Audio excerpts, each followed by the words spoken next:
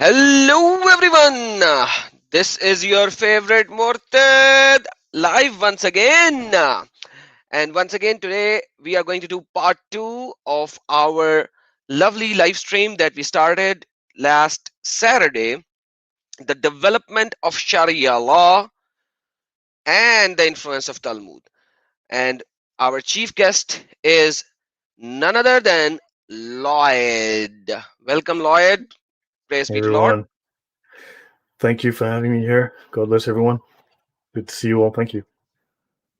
And welcome everyone in the live stream. Jason, CT, Mark P, Ajay, and Ask the Truth. Apologetics. Good, good, good. Mark P and everyone, Barn and everyone, thank you, welcome. And we are going to get some more crowd as we keep on working with it. I know Sam Shamon actually delayed his stream an hour later, causing us to be in conflict with him. He was supposed to go live 2 hours from now before, but he went 1 hour after because CP was doing live and his live was 4 hours long. So, everything. So now we are in conflict with Sam, which I did not want it to do to begin with, but unfortunately that happened. So, with that being said, God bless you all. Let's give a small reminder of what we went through last time, Brother Lloyd, and then we can start from the heavy duty topic of today. Yeah, Uh, whenever you're ready. Brother, it's all yours, man. The mic is yours and it's all yours, brother. Okay, so let's pick up where we left off last time. I think that's probably just good. Hey everyone, good to see you all again. And let me just put that over here. So I want to see some of the screen. Okay, and StreamYard back. Right. So as you know, we were talking about the Talmud, right, and the Sharia. Now, do understand that the Talmud is something that Muslims lie about constantly. And it's also something that unfortunately many quote unquote Christians have learned those lies and repeat those lies. So this is something that I will address on my channel. I'm going to go into in extreme detail, an extreme level of detail, to discuss this and dispel those lies, because there are too many people telling too many lies about the Talmud who don't understand it. But we're here to talk about the Sharia. Now, what the Sharia did was it took from the Talmud. However, it took structure from the Talmud. It did not necessarily take any morals or any rulings. In fact, in cases where it did take rulings, it literally inverted, turned those rulings upside down. I will show one example. I'll get into that, but let's do a quick recap of what we were covering before. So should I share my screen and go ahead with that? Yes, brother, it's all yours, man. Okay. So let me get to my screen. So I'll do a quick recap. And if you have any questions, let me know. Hopefully I'll be picking those up in the chat, and I can try and answer that as we go along. Guys, So, once again, this is a recap. The first 10 minutes will be a recap of the last live stream. If you guys have already watched it, it will create a base for us and you guys, just a reminder kind of a thing, so that we could get into the meat of the subject of today. So this is a small recap, very fast. The detailed one is 2 hours long. You can watch it in the part one. Please, brother. all right, thanks. So what we have is you've got this Islamic empire, which within 3 years of Muhammad's death invaded something like 23 countries. So within 3 years of Muhammad's death, the religion of peace, which only makes jihad when they're attacked, invaded 23 countries. Uh, yeah, sure. So this empire then expanded. It was now very difficult to create conformity across the empire. They realized they needed the same set of rules, the same set of laws, and religion was the easiest thing to bind them to a common set of rules and behaviors. Don't forget, within Islam, there is no separation between mosque and state. What you have is the state protects the religion. The state enforces and implements the religion. Separation of church and state is something that is only known to Western law, right? So they needed to come up with a common legal system, because within each area that they lived, within the various towns and villages and regions, they were implementing local law. This law might have been derived from Greek law. This law might have been derived from Roman law. This law may have come from, I don't know, customary practices like the pagan practices of the Arabs or whatever region they might have been in. And of course, so when someone traveled from place to place, this was leading to conflict. These people were behaving and thinking and believing differently. So the scholars realized they had to create some level of conformity. Hence, they needed a single Quran, a single message, and a single set of religious laws. And hence, they decided, because Sharia was created within Mesopotamia at the time, or Iraq as we know it today, the Jews had settled in, they had established multiple very strong seminaries. So the Muslims copied what they did. And around the year 1150, they killed all the Jews to hide all the evidence. And and there you go, Sharia, here you go. Right, so this is more or less what happened.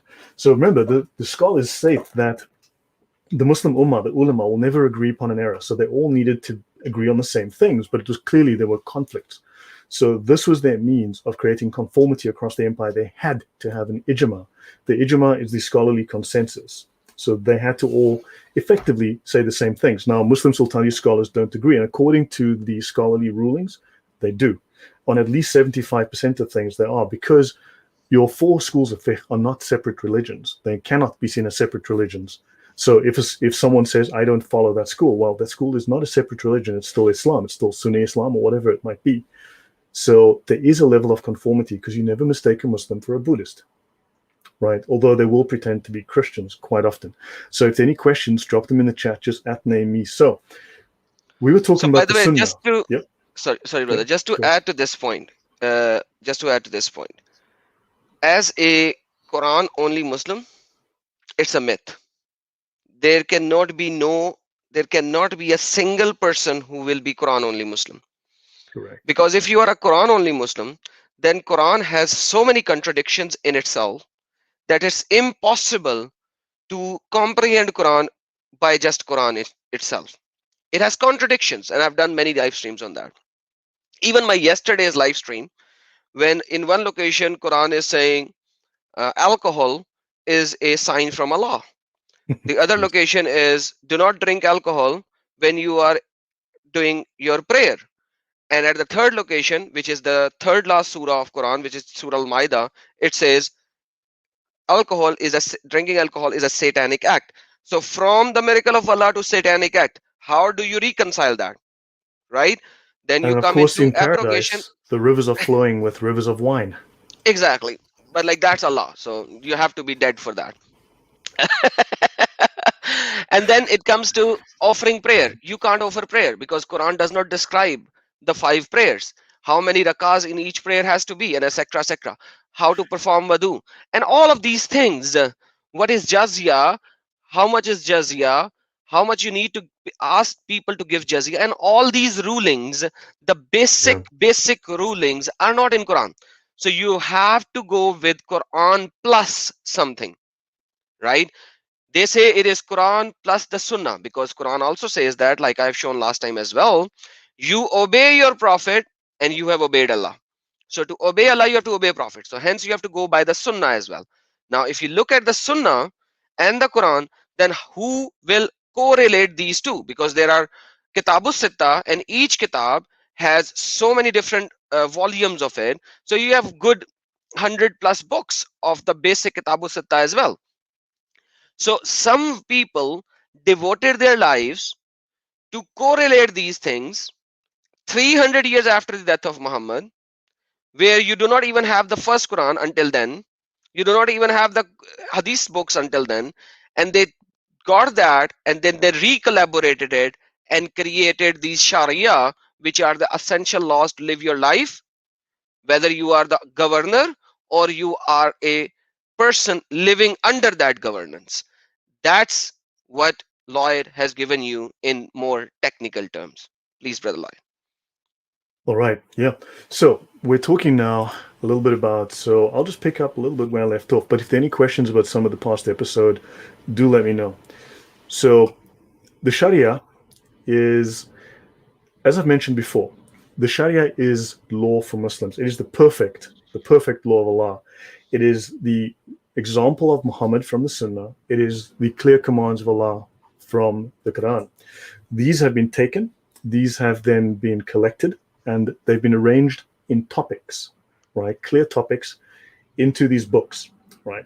And then they've been expanded upon or applied, and the application of these laws, the explanation, the exegesis of these laws is called the fiqh. This is the men applying their intellect to understand what is going on and then saying, okay, how do we apply this example to your life in this situation? That is the fiqh. Just for the sake of ease, we're just going to call everything the Sharia. So understand, I'm not going to necessarily make distinctions between the two. It's just the Sharia. We'll call it Sharia law or Islamic sacred law, whatever makes people feel happier. Okay, because they also just call it Islamic sacred law, but it is perfect.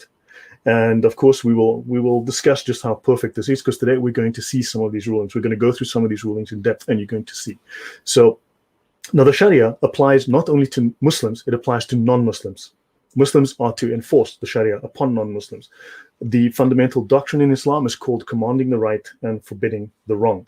Commanding the right is the Sharia, which must be commanded. And it says to forbid the wrong. Things like Christianity are the wrong, right? We're also going to discuss the official ruling, the official orthodox view of Islam on what Christianity is. We're going to have a look at that. And it's not the same as what Christianity thinks about Islam. It's complete opposite. So Sharia is also one side. It's one half. Sharia is only one half. It's one side of the coin of Islam. The other side is called the Haqiqah.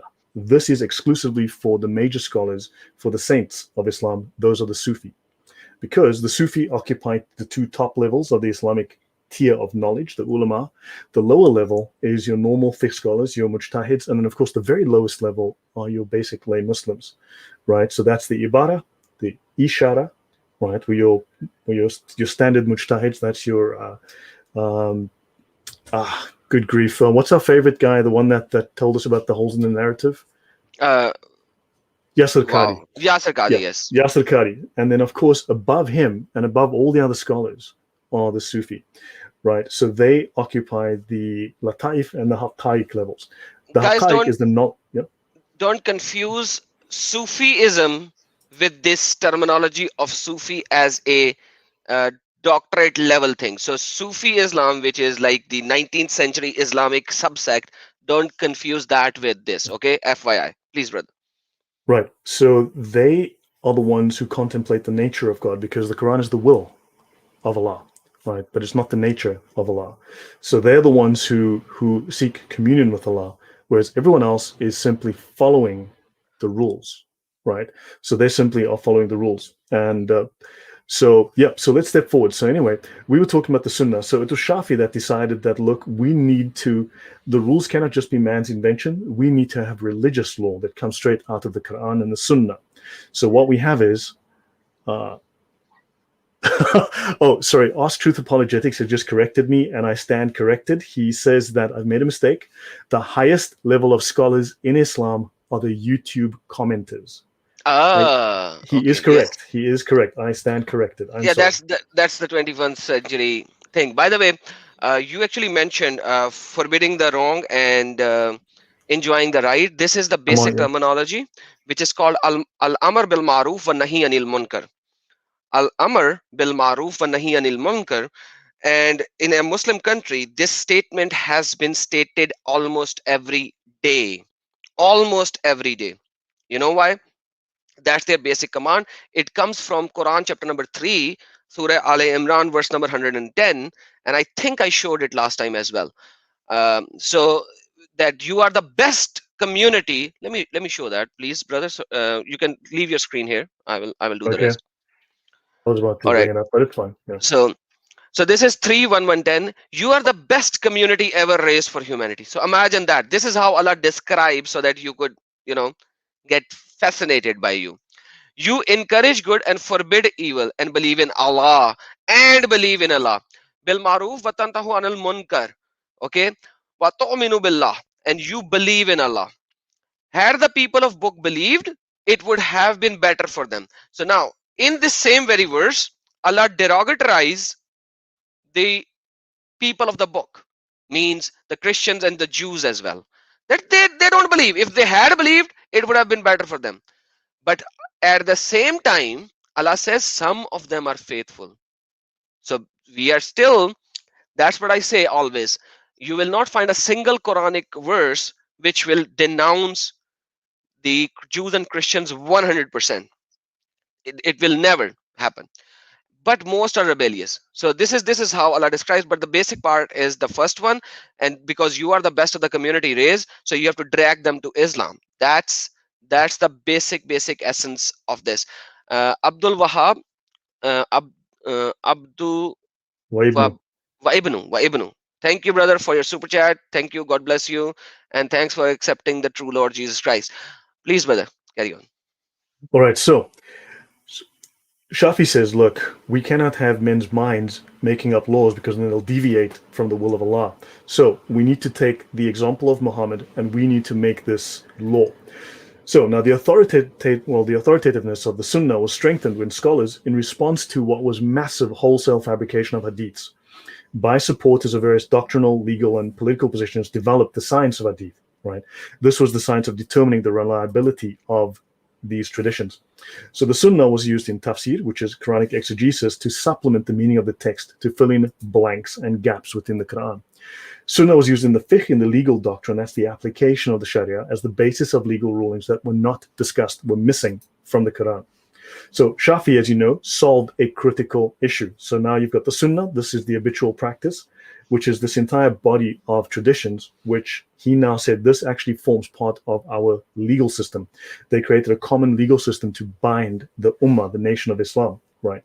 So now some people look to Medina for an example. Others followed the behavior of the companions, right? Whereas you had other provinces where they had different legal schools in Iraq, in Syria, in Arabia, and they all attempted to equate the Sunnah with an ideal system. So some of them leaned towards the Sunnah, some leaned towards the cultural legal systems of their region. So unfortunately, this was leading to conflict. There were different rules, different laws, different ideas, and this could not be tolerated, right? So this was all based on what was traditional in their areas and partly on precedents that they themselves had developed. So they needed a consensus. So all these varying sources, which created differing community practices, were finally reconciled in the late 8th century by the legal scholar Shafi, right? And he gave the Sunnah of Prophet Muhammad the same level of authority and effectively gave Muhammad the same level of authority as Allah, as we showed in the previous show. So now, from fiqh to fatwa, this is applied legal doctrine. So fatwa is a non-binding. So the fatwa that you see on Islam QA are non-binding. It's issued by a sheikh. However, the only binding fatwa are in the Sharia, right? So now these are non-binding legal opinions or rulings given by a recognized Islamic legal specialist in response to a question posed by an individual, by a judge, or a government. So a jurist, right, issuing fatwas is called a mufti, and the legal theory of fatwa was formulated in the classical text of the principles of jurisprudence, the usul al-fiqh. And all your binding opinions are in the Sharia.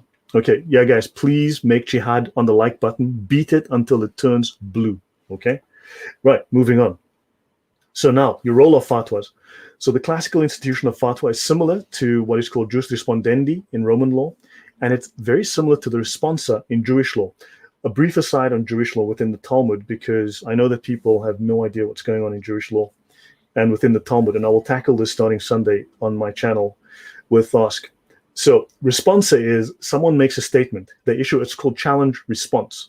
I will say, God allows you to murder. The Talmud might say something like that. God allows you to murder people you don't like. The Talmud might bluntly make a statement like that. This is not a ruling. This is not even an opinion. It is a challenge. It's responsa. And then the scholars discuss, and you could find 300, 400, 500 paragraphs of debate and discussion. Of course, people who hate Jews, many Christians hate Jews, they will read that one line and go, gotcha. It's exactly the same way that Muslims read the Bible. They make gotchas out of single sentences.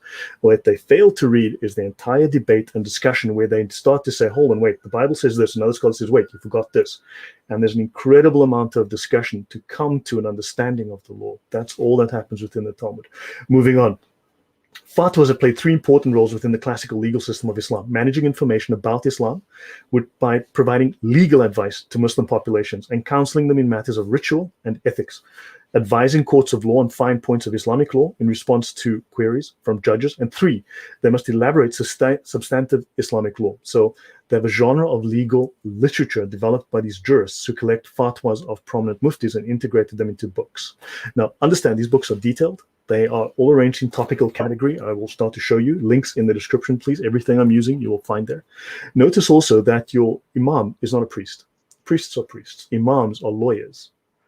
You need to understand this. Imams are lawyers. When you go to the mosque, that's a lawyer, not a priest. Okay. Now let's talk about our favorite guy, Yasir Qadi. So he's going to show us, for instance, within the law, how hadith abrogate hadith, but how hadith also abrogate Quran. So when Muslims are quoting Quran verses, these are, I'd say 99%, 98% of Quran verses are abrogated. All right, to all intents and purposes. The hadith are also abrogated by newer hadith, and the hadith also, for instance, 5 daily prayers, not in the Quran, in the hadith, for instance. How do you pray in the mosque? Not in the Quran, in the Sharia. So now there's a link to this book in the description box. This is apparently so, without a doubt, the most thorough discussion of the topic of abrogation written in this area is this book, blah blah blah. And this is from the book An Introduction to the Sciences of the Quran by Yasir Qadi. Let's continue. Now, Allah has the right to abrogate any command that originated from him, either in the Quran or through the tongue of his prophet. Notice Muhammad is the same authority. And this is from the work of Shafi that made Muhammad the same level of authority as Allah. Now, these possibilities together, okay, there are 4 logical scenarios of abrogation with regards to the sources of the nasik and the mansukh, the abrogating and the abrogated. The Quran abrogating the Quran, which happens, which we know of. The Quran abrogating the Sunnah, fine. But the Sunnah also abrogates the Quran. And then you have mutawatir hadith abrogating the Quran, but you don't only need a mutawatir hadith to abrogate the Quran. And then the Sunnah abrogates the Sunnah. So understand, when Muslims start, you can find anything that are totally contradictory within the Quran, within the Sunnah. You can argue literally both sides of any argument from the Islamic texts. Do you agree, Adam?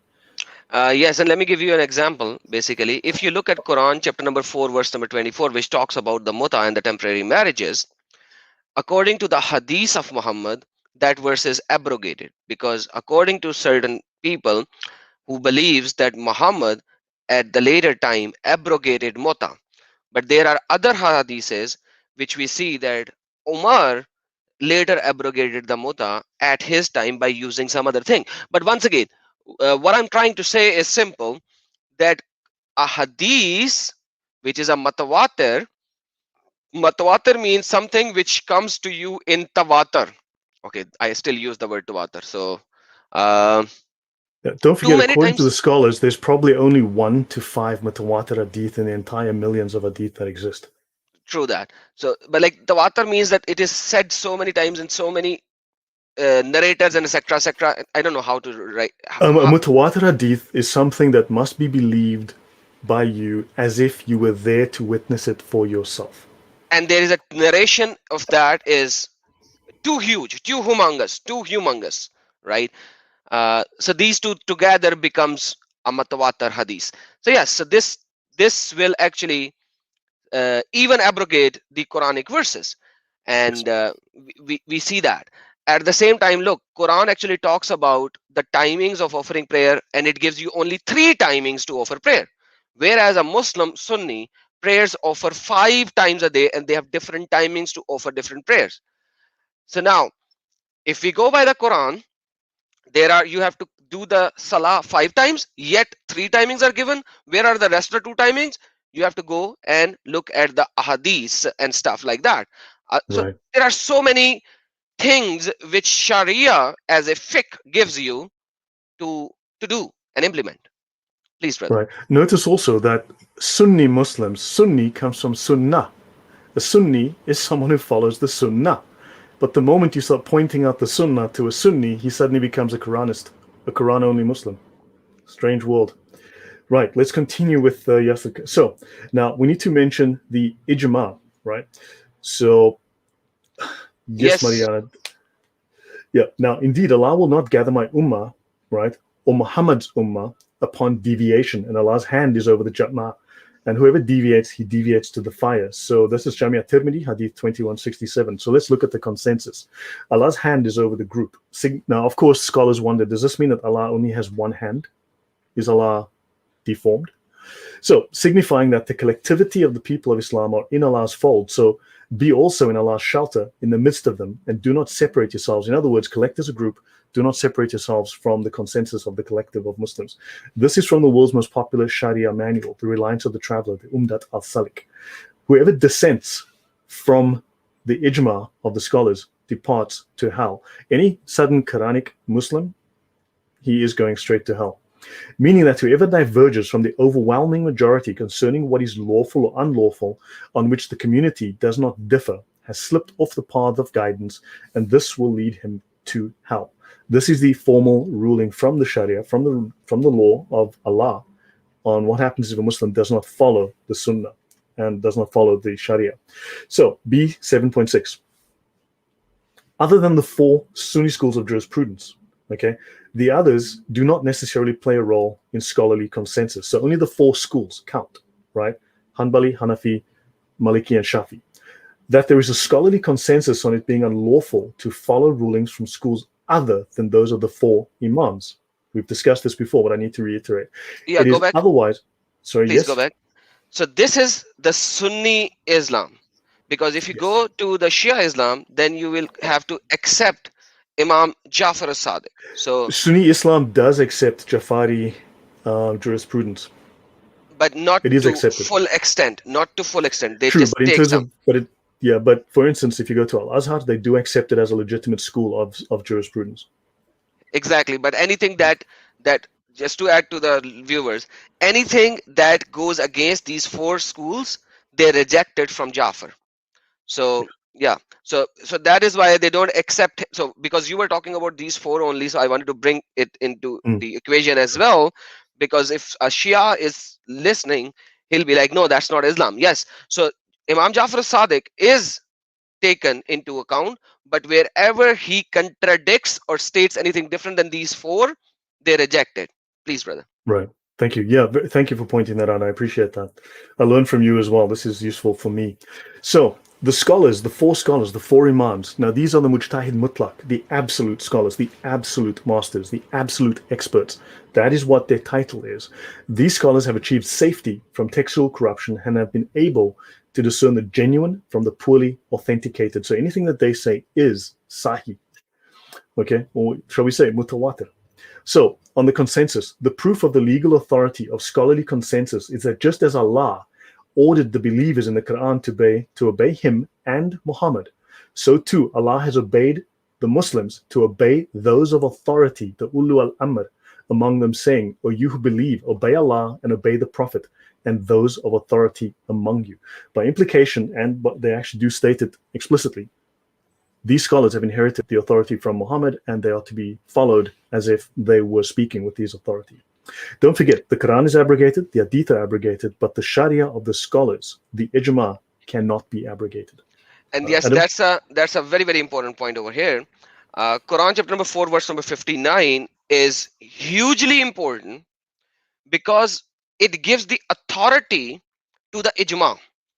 It gives the authority to the ijma. So now you have Allah, Muhammad, and the ijma of the scholars. So that is why without the scholarly consensus, without the tafsir, without the sharia, without the fiqh, there is no Islam, because Quran actually explicitly alludes to it.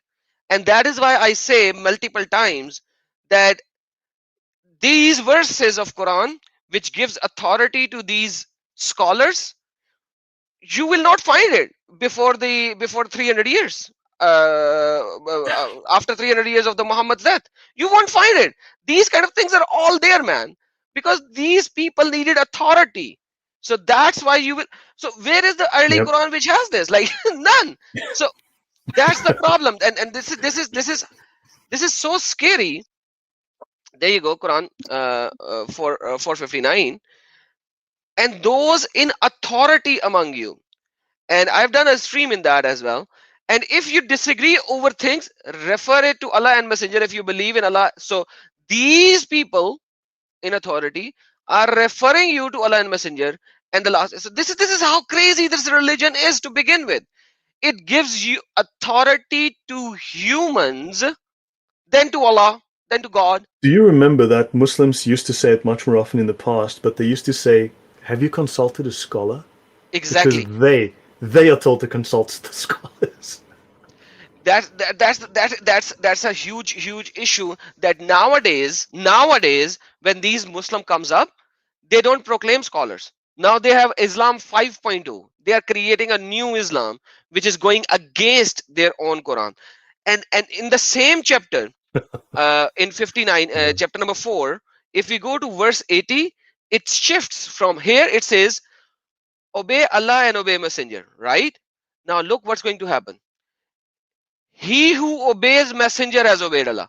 So now the Messenger, Muhammad, has more authority than Allah. So do you understand the shift that is happening? So here, Allah and obey Messenger and obey an authority. Here, suddenly it shifts. He who obeys Messenger has obeyed Allah. Flip. So Muhammad is on the equal level to Allah. So that is why the ahadiths are even abrogating the Quran. So that's you see where these things are moving out. It gets very, very interesting. So hold on, I actually want to show you something. Um, let me see. Just find a reference that.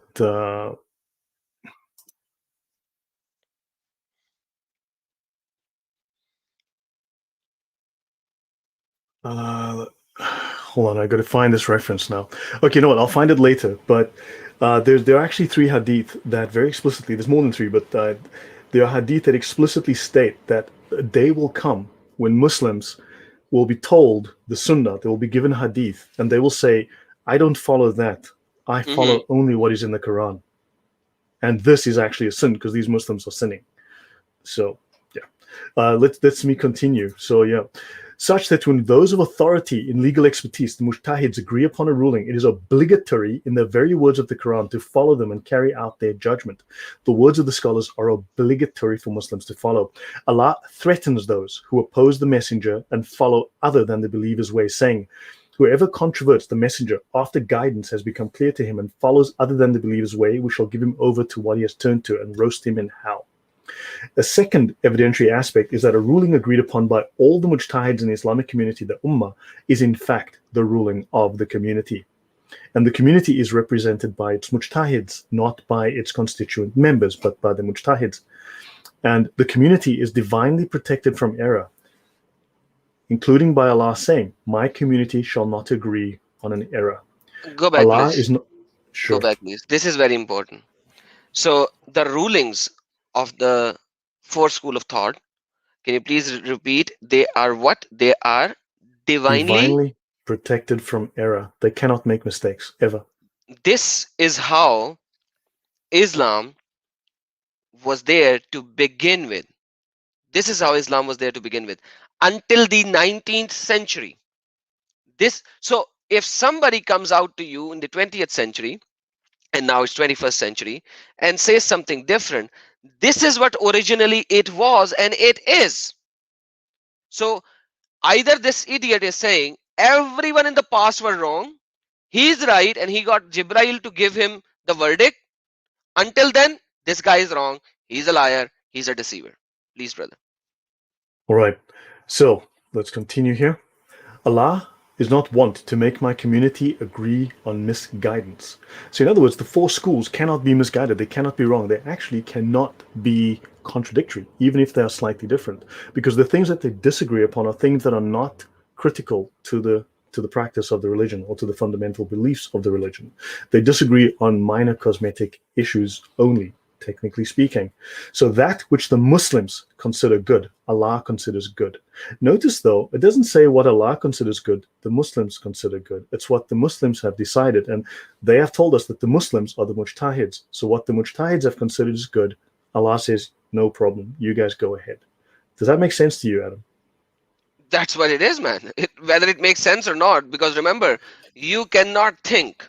You have to obey and you have to submit. So, yeah. Correct.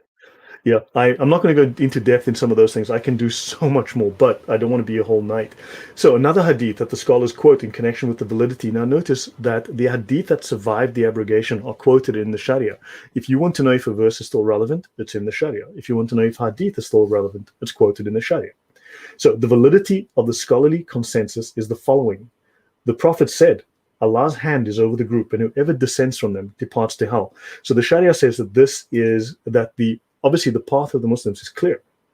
There is no contradicting it. There is no discussion with it. There's no debate. So, meaning that whoever diverges from the overwhelming majority concerning what is lawful and what the community does not differ has slipped off the path of guidance, right? And he will be going to hell. So, just a little bit, that's a little bit about the ijma. But now let's look at some of the Hebrew roots, okay, of Islam. I'm not going to do everything. This is not, but for instance, there were Christian merchants that were plying the trade routes of Arabia. So, slight change of topic now. So the influence of midrashic and biblical sources has been traced in hundreds of Quranic passages, though discrepancies show that the Prophet had no first-hand knowledge of these texts. In particular, the fundamentals of Islamic faith and right, the religious duties known as the 5 pillars of Islam, have been traced by several scholars to Jewish, biblical, and Talmudic sources. Even the name Islam, meaning wholehearted submission to God, derives from a related Hebrew word used in scriptural and ritual exhortations to serve God wholeheartedly. So even the word Islam is derived ultimately from Hebrew and from Jewish practice. Now, understand, Islam did not copy the moral rulings of the Talmud. It copied the structure. I will get into some of that. I'll show you how they've literally inverted the laws, turned them upside down. So the Quranic Qalb Salim, whole heart, is found in Surahs 26:89, 37:48, 84, and it corresponds to the biblical Labab Salim in 1 Kings and in the Talmudic Modim prayer recited in Jewish worship. Okay, so Jeffrey points out that although the roots SLM is native to Arabic as to Hebrew, the noun Islam occurs in the Quran for the first time as a technical term borrowed from older religions. It comes from Christian Syriac term, meaning, which is Aramaic, devotion to God. Okay, but the Syriac term ultimately comes from the Hebrew salem, salam alaikum, Salam. right? Salam. As used precisely in this context in Jewish scripture and liturgy. So wholehearted acceptance of God. So the Leb Shalem of the psalmist, Muhammad in Islam. So this must be taken as, so the phrase, okay, anyway, but understand, so they are borrowings from, they've certainly stolen. Muhammad had no idea what he was doing, but he took whatever sounded good to him. Also, when people talk about Muhammad borrowed from Christianity, notice how much Gnostic. Now, I hate saying Gnostic Christians because Gnostic Christians are not Christians. They are anti-Christians. They are inversions of Christianity. I need to do shows on that to discuss that because that is, Gnostic Christianity is completely the inversion. But there are numerous Gnostic scriptures that Muhammad included, Gnostic stories, Gnostic ideas. So there's a lot of correlation. Certainly there's some contradictions where Muhammad altered them, but he stole a great deal from Gnosticism and applied it into Islam. Adam, you have a point to make? I'll just No, give you a moment. you are absolutely correct, and I've done multiple streams on that as well. Like Jesus speaking in the cradle, like the 7 caves, 7 people of the caves. Rather, it doesn't even say 7 because Allah was unaware. The Quranic verse actually says, and there were, some says there were 5 and 1 dog, and some says there were 6 and 1 dog, and some says there were 7 and 1 dog. Mm-hmm. So basically, to begin with, when people asked Allah about this whole situation, hey Prophet, can you tell us about the people of the caves? And that's what happened eventually. He didn't know, so he had to rely on that, and that's what is in Quran. And people of the cave story is running before Muhammad in the Gnostics. So there were so many stories like that. He took them, twisted them. He did. Yeah, well, that's something to discuss one day. So there are linguistic and conceptual parallels between the Quran and what is known as the Jewish Mikra. I'll get into some of these words as we go forward. So these are both divine revelation, and Muslims were living, especially when they invaded Iraq and the Sharia started to get developed, Islamic law was developed. What you had was a mixing of the two. They started borrowing from the Jewish scholars because they were living right next to multiple major Jewish seminaries. So Arabic was their mother tongue, but Jewish scholars in Muslim lands often wrote in Arabic because they lived in Arabia or they lived in Arabic countries, right? Or they translated the Hebrew writings into Arabic, right? Even when discussing the Jewish scriptures. So in the 10th century, there was a scholar who, Gaon, and of course they basically co-opted all of the material that he developed within his seminary, and then they just killed all of them and then just hid the evidence. In his treatise on the 70 hapax legomena of the Mikra, a Jew, right? This is one of the major Jewish scholars who ran the biggest seminary, the biggest Jewish seminary, right, in the region at the time. He used the term Quran to denote Jewish scripture. Jewish scripture. He called it the Quran in his book because Quran just meant to proclaim. or the writing. There was different, but understand. So the Quran was used first by a Jew to talk about Jewish scripture. So now that you have a link between this Quran and Mikra as the first root of law is seen also in parallel terminology for the two revelations as holy writ. So the Quran frequently calls itself al-Kitab, literally the writing, and it uses the same term in this book to denote the Hebrew scripture. So in fact, but the Quran also utilizes al-Kitab. So they were originally the same. Al-Kitab could mean the Quran, al-Kitab could mean, so which one is the book? When it says al-Kitab, well, do they mean, and we are the people of the book. So, Adam, any thoughts? Brother, you are already demolishing it, but you demolish it with such nice voice that it doesn't seem like demolishing. You have so much information. You just read it through, man. So even the word Quran is taken from the Jewish uh, scriptures, or later on written scriptures, and their proceedings and their laws and stuff like that. So uh, Yeah. it's crazy how you would see that Qur'anan, Mubinan, and etc. is written in Quran multiple locations. And literally, if you just translate that word and say recitation, and not take it as the word, you will realize that wow, like seriously, because that word has a meaning which means reading or recitation. That's just Yeah, crazy, you I know. believe there's even, we'll get to it, but it even means to proclaim. And as you know, to proclaim the good news, to proclaim so this was also a very Jewish sort of idea. So I'll continue. So now you've got these broken chains, right? These broken isnad chains. So the Sunnah came to mean the practice of the Prophet as the norm for establishing extra-Quranic legal rules, right? So this is rules outside of the Quran. So Muslim jurists began to trace these rules back to the Prophet. Okay, that's where you get these isnads, these chains of transmission, right? And they trace them as far as possible in supposed unbroken chains of tradition. However, And guys, is it me or Lloyd is disconnected? Somebody is disconnected. Oh, I think it's Lloyd. So I think he can join us back as soon as his internet gets back. So there is a problem on his side because I can hear my voice. Yes, Lloyd is DC for now. So guys, yes, while I'm here, let me show you what I was saying when before Lloyd's come back. Uh, so I was showing this. I was stating about this while Lloyd's can come back. So when, like, imagine Muhammad was such a copycat that he did not even knew that how many people were in the cave. He just heard that story and he proclaimed that story. Now that he proclaimed that story, what happened, was that people asked them, people asked Muhammad, hey Muhammad, how many people were in the cave? You know, and the verse from the Jibrail came to Muhammad. And imagine how did this verse from the Jibrail came to Muhammad? It says, they, i.e., people, will say there were three, the fourth was being the dog. They will say there were five, the sixth being a dog, guessing at the unseen, and they will say there were seven, and the eight of them was their dog. Say, O Muhammad. Now, say, O Muhammad. Now, Muhammad should say, hey, they were X many, and that was a dog. But you know what Muhammad said? My Lord is most knowing of their number. None knows them except a few. Okay, which few? You idiot. Tell us which few. That was the question. That is the question that we are asking. Which few? So do not argue except the obvious of argument. So this is how stupidly copy pasted Muhammad was, that he didn't even know what he was saying. This is how stupidity it is when he was copy pasting. And I think Lloyd is back. Brother Lloyd is back. Let me add him I to the have stream. no Hey, Brother Lloyd. idea. Yeah, my apologies, guys. And yes, Allah knows best. No worries, brother. So I was showing the issue in the copy paste that Muhammad didn't even know the numbers. He didn't even proclaim the numbers because he just heard it from XYZ guy, and then he said it, and then people said, okay, how many people were in the cave? And that's what happened. Right, right. Yeah, so sorry about that, guys. Yeah, system hung. I just had to reboot. No worries, I brother. have no idea. It looks like someone doesn't want us to do these streams, Adam.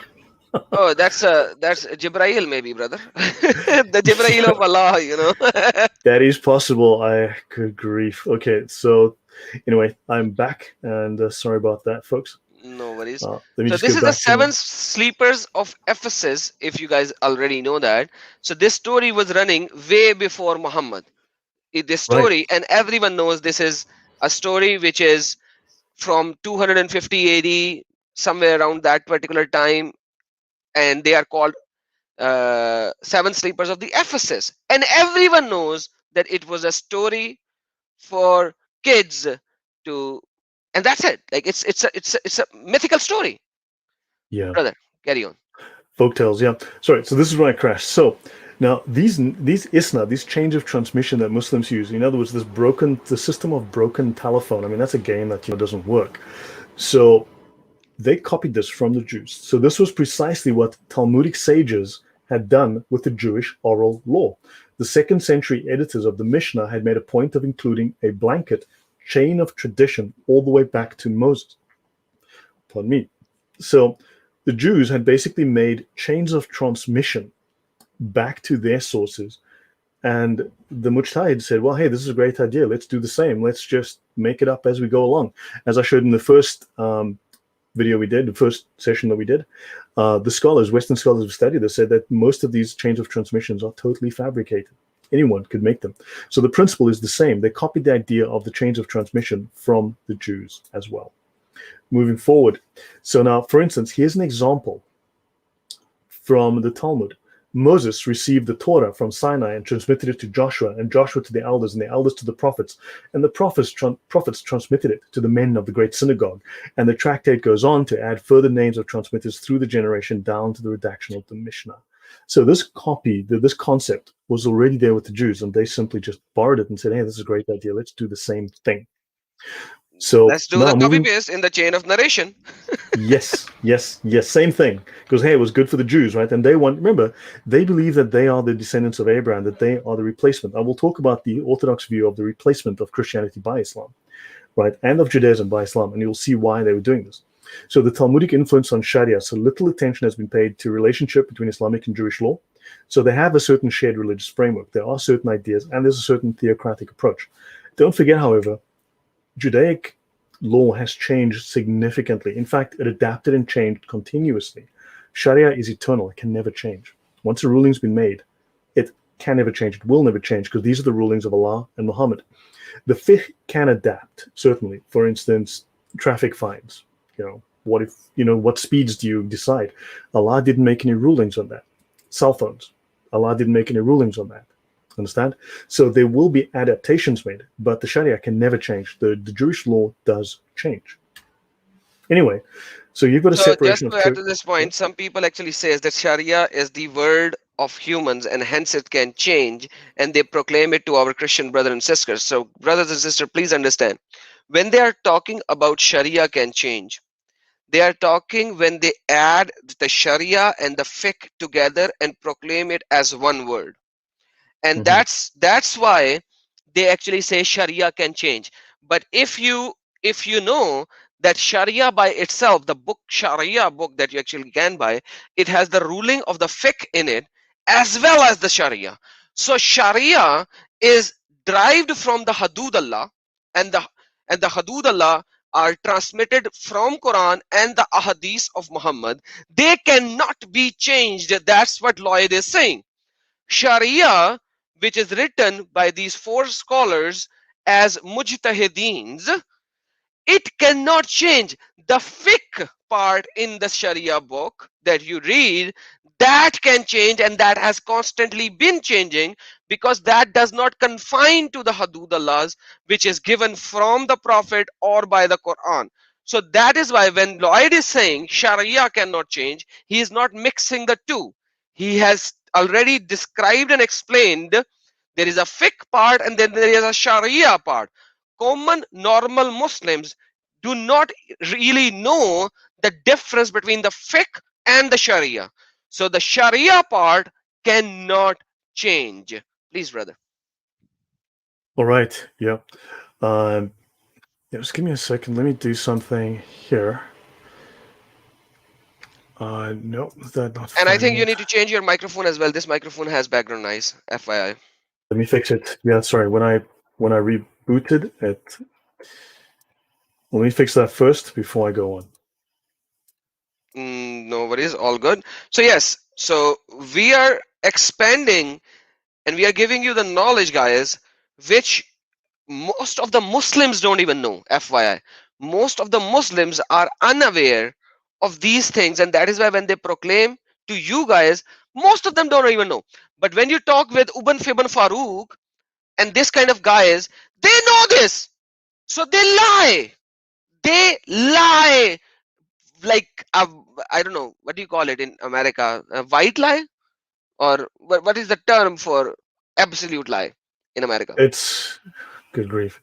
Um, no, they're lying. They know this stuff, and it's embarrassing to them. That's why none of them will ever meet me to talk about the Sharia.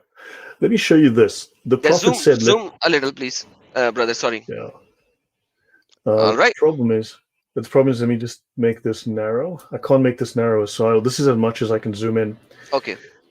The Prophet said, "Let me not find you reclining on your couch when you hear something regarding me, which I have commanded or forbidden." And this would mean the Sunnah, right, within the Hadith, and saying, "We do not know. What we found in the Quran, we have followed." In other words, Muhammad himself is saying here in this Hadith by Abu Dawud, you need to follow what is in the Sunnah, not just what is in the Quran. He then says again, a Hadith will be conveyed to a man while he's reclining on his couch, and he says, "Between us and you is Allah's book. What we find in the Quran that is lawful, we consider lawful, and whatever we find that is unlawful, we consider unlawful."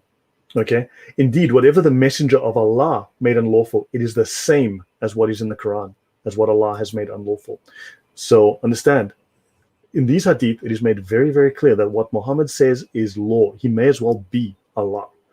And Thoughts? that is why Muslimin also says that Muhammad never stated something without the permission of Allah, which we can prove that it's wrong. But once again, they claim that whatever Muhammad spoke, he spoke by the divine revelation of Allah. So Mhm. thank you, brother, for showing these two hadiths as well. Yep. Okay, so moving forward. So now within Islam, so human reason plus divine revelation, but human reason modified, shaped, limited by divine revelation is, according to Islam, the only path to law. So Islam denies that law can be created purely by human legislation. That's why they want Sharia for the world, right? Now, a Western theory of law says, look, human minds can come up with examples. Now, the Talmud was completed around the time of Muhammad's birth. The Quran is not a comprehensive code of law. It is very limited. It has few legal provisions. It has so what you had, it was indigenous law, right? This was in effect in various cities and towns and regions, and they would only not follow it when there was something that was clear in the Quran saying don't do that. Now, Islamic jurisprudence dates to about 100 years after Muslims, so Sharia and fiqh only dates to about a century after Muslims invade Mesopotamia in 637. Of course, as you know, the Iraqis all invaded Saudi. Sorry, no, the Saudis the Muslims just invaded everywhere. They were never invaded. Understand? So when the area was renamed Iraq, right? So scholars concur that Mohammedan jurisprudence originated in Iraq. That's from Shaht Origins, 1950, page 190. So let's have a look. What else can we plagiarize today? In comparing the Sunnah to the Mishnah, we find a fascinating and seemingly unremarkable coincidence. Both systems of oral tradition are known as the six books. So you have the Kitab al-Sitta, the six correct books in Islam, and you have the same within the Talmud. So you have the six orders of the Mishnah, and they are commonly referred to in the Talmud simply as the six orders or the six books. In the Sunnah, the designation of precisely six books has no reason, because within the Talmudic law, there's a reason why they have six books. They've got these six divisions, but there is absolutely no reason why these six within Islam, why this needs to be this way. Six, they simply copied it because the Jews did it, because they wanted to be the new Jews. So when you talk about replacement theology, Islam is the ultimate replacement theology. It has replaced Judaism and it Wow. has replaced Christianity. Wow. So now you, Sorry to cut you short. I didn't know sorry, that. I did not know that. I did not know that. So even the Kitabu Sitta, the term, wow, brother, thank you so very much. That's you're welcome. eye-opening. So the Kitabu Sitta is also derived from the Jewish tradition of the six books. Yes, Amazing, man. Copy Amazing. paste Please. religion, right? Oh, yes. Copy paste. So Man, yeah, crazy. yeah. So there were at least a dozen early collections of hadith. Now understand, there are hadith collections you and I have never heard of. Let me be clear, there are hadith collections we have never heard of. There's one very famous one that is used extensively that is barely been translated, the Kanz al-Ummal, right? Because few people realize that there is a huge volume of Islamic literature that is not in Arabic, it's in Urdu. Mm-hmm. Okay, understand there's a massive volume. And so people say, well, no, no, no, you're forgetting that at least half of the stuff is in Urdu. So, and understand, remember, Shafi and all those, if you add the six major collections, you've got about 20,000 hadith. Don't forget, between those six first authors, they distilled about 2 million hadith to make 20,000. So roughly 1% of the hadith were considered authentic. 99%, Or nine, thrown in the two, garbage. yeah, 1,980,000 were considered false. That is crazy. They say, look, oh, Matthew says the sun rose at 4, and the other one says the sun rose at 4:15. Oh, these gospels are fake because look, they're contradictory. Well, literally 99% of the hadith are considered false, but Islam is legit, buddy, legit. So No, legit, no, man. stupid. Okay. So moving on, Iraq again.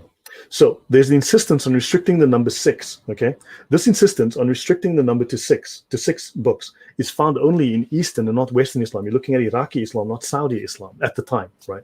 So in precisely the geographic region where 9th century Muslims were most likely to know about the Jewish Mishnah, because they were sitting right next to these major Jewish scholarly schools, there you've got this division into six books. Now, the scholar Goldziher rejects parallels between the Mishnah and Sunnah. Okay, and he calls this fable, but provides no reason. So that, okay, let's skip that. That's not important now. So I want to go into a couple of things. I want to talk about a couple of Islamic rulings so you can see this is the law of remarriage. Okay, we're going to look at the Torah versus the Sharia, the Jewish law versus the Sharia. So it says here in the laws of marriage of Islam, the divorced wife is only remarried after another marriage. So if there's an irrevocable divorce, 3 talaqs, you've now irrevocably divorced her, she must marry another man and she has to have sex with him. Okay, he has to, okay, only then he must divorce her, and then she can go back to her previous husband. When a free man has pronounced a threefold divorce, the divorced wife is unlawful for him to remarry until she has married another husband in a valid marriage and the new husband has copulated with her, which at Uh, minimum means that the head of his penis fully enters her vagina. yes. So for that, I have a video done long time ago. You This is called halala marriage, or the person who does this marriage is called. I'm shared the link. I Is do need to called let you know that the person that does this to the woman could be a boy who's 9 years old. It's legal. exactly In because fact, that's he the could be age. younger than 9. He could be younger, As long but it as is. his penis is As standable. long as he can get it up and get it Yes. in, he Yes. can do this for her, even if he's a minor. Understand Exactly. this. Exactly. Because like there is nothing called minor. As long as he has the thing standing and he can taste the juice of the woman, that's how Yep. Yeah. Muhammad described it. That's in the Hedaya, Volume 1. It's disgusting. Yeah, it's in hadiths as well. I have shown that. I It's in have the given the Sharia. hadiths. Yeah. It's in the Uh, Sharia. Yeah. oh, and it's in hadith Sharia, as like I said, Sharia is always taken from the hadiths and Quran. As long as he can taste the juice of the woman, he can. So now what I'm saying is that the this is the link, you can go and forward, but this actually goes against Deuteronomy chapter number 24. I was about to get to that. So let me Please, go brother. there quickly. So now if you look at Deuteronomy chapter 24, a man takes a wife and possesses her. She fails to please him because he finds something obnoxious, and he writes her a bill of divorcement, hands it to her, and sends her away. She leaves his house and becomes the wife of another man. Then this man rejects her, gives her a divorce. The first husband who divorced her shall not take her to wife again, since she has been defiled, for that would be abhorrent to the Lord. You must not bring sin upon the land. This is the Jewish law. Now, of course, too many Christians, and I need to emphasize this again, claim that Islam is disgusting. Yes, whatever, but so is the Talmud. This is the Talmudic law. If you have another one, please show it to me. I'd love to see it. Give me a clear reference. But this is the Jewish law. This is the exact opposite Yes, it is the And exact opposite, and it is very bad. And by the way, murtad ex-Muslim, it's called muhallal. The person who does that is called muhallal. The marriage is called halala marriage, and muhallal and halala marriage. So you can watch the live stream that I've done. I've shared the link in the live chat. And yes, it's absolutely opposite to the Talmudic law and to the, because it is in the Quran, Surah An-Nisa. It is in the Quran, Surah An-Nisa, that if you divorce a woman, she has to have effing tinkah zowja. He has to do the effing eh, after marriage to another person. And the hadiths are so clear that the person has to taste the juice of mhm. the other woman. Like this juice. Imagine juice. The word is used juice or honey. That's how derogatorily it has been written. And I've shared the link to go in details. Please, brother. Right, moving on. Right, so now I want to. Sorry, let me just fix this slide. My Mm, bad. I like So this let me. car, man. Can I have it? Sorry. No worries. So, The car was good, oh, man. the car. Oh, this is what I owned when I lived in Dubai. Oh, you That fancy was man. oh, that was many years ago. Unfortunately, I'm not in the same position today. So, now let's talk Talmud versus Sharia. Refer to notes. Okay. So, anywho, now let's have a look at some similarities. Okay, the Torah is known as the written law. It is also referred to by the Jews as the Qur'an. In Now, the Quran was also known as the Qur'an, meaning to proclaim. The Korah, the Qur'an. Do I need to say Mm-hmm. anything, Adam? No, no. Now, the Jewish law is interpreted and expanded in the Talmud. Okay. Now, of course, Islamic law is interpreted and expanded in the Sharia. Now you've got the oral tradition, the Mishnah, which was also known as the Sunnah, and of course you've got the Islamic law known as the Sunnah. Sunnah. Sunnah Sunnah, versus Sunnah. Sunnah. Just a sheer coincidence, right? Just a coincidence, I'm Uh, sure. really? You've got the six books, okay, and you've got the six books, right?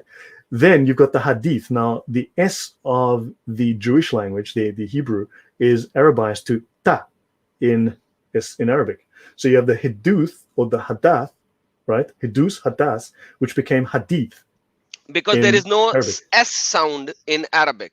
There is no sa in Arabic. Yeah, So, and that is why when we talk about Urdu, you actually have a sa as well. So please. all right. So So some you've got the Hiduth, right, which became Hadith. Hiduth, Hadith, Hiduth, Hadith.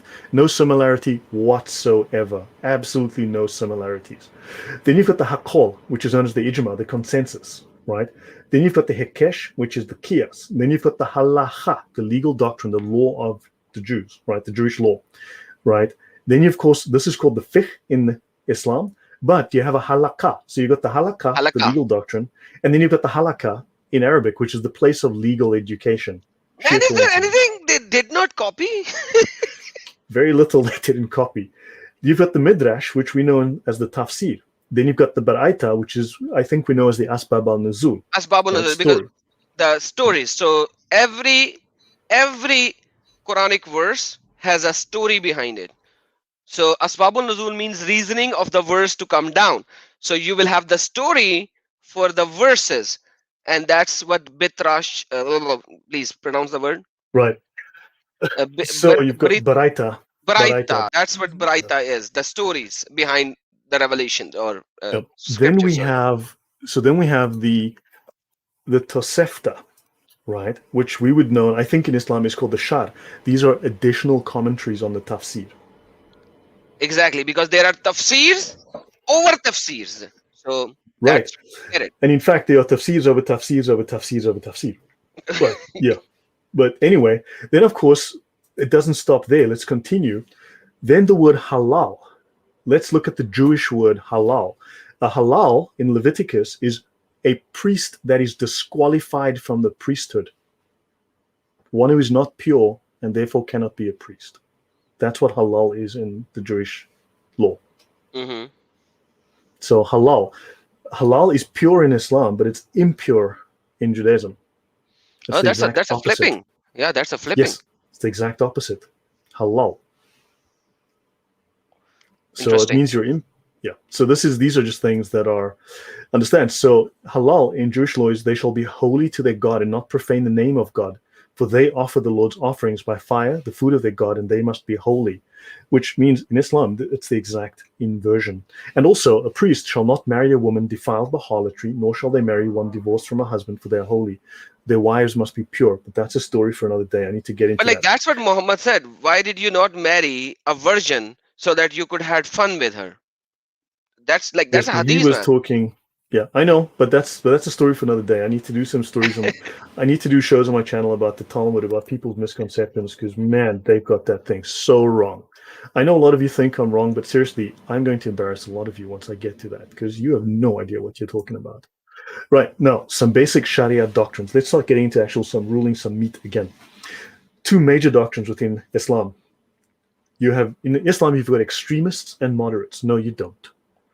Moderates can become extremists when instructed to do so. You When actually have required. when required, yes, and there are rules. There are very clear rules about it. So you have azma and rukhsa. Rukhsa is basically many words: dispensation, relaxation, right? Azima is strictness, doing the thing as it must be done. So those crazies who yell Allahu Akbar and start stabbing people on bridges, they are proper Muslims following the doctrine of azima, following Islam correctly, right? Those who are not doing that are simply following the doctrine of rukhsa. Both of them are receiving reward from Allah because both are following Islamic doctrine correctly. The others are just slightly weaker, right? However, they may be required under Islamic law to flip and follow azima. So these are legal terms, and they refer respectively to the application of a commandment in Islamic law in its original force and to its replacement with a less severe alternative in cases of need. Okay, so Hmm. ruksa means facilitation or alleviation. It's a technical term, and it's a special dispensation which allows you not to, in other words, you can break literally every single law in Islam because you're allowed to. Okay, You, so yeah. yes, yes, yes, yes, yes. Because let me tell you why. Because if you do not do that, then Muhammad was a false prophet to begin with. Because when he was in Makkah and have not migrated into Medina, and the verses of sword was not revealed, then he was a liar and a kazab. But so they have to defend that by saying when you are under some other ruler, you can lie and deceive and break any law. So let me tell you in essence, even the sheikh under certain pressure, he will drink alcohol with you. He will even drink alcohol with you, and he might even eat pork with you. They can break any law they want Mhm. because it is required at that particular time and it's no sin upon him. Please, brother. So there are no absolutes in Islam, and in fact, there's a specific doctrine called hiyal. The granddaddy of lying in Islam, the granddaddy of deception, is a legal practice called hiyal. It's known as legal trickery.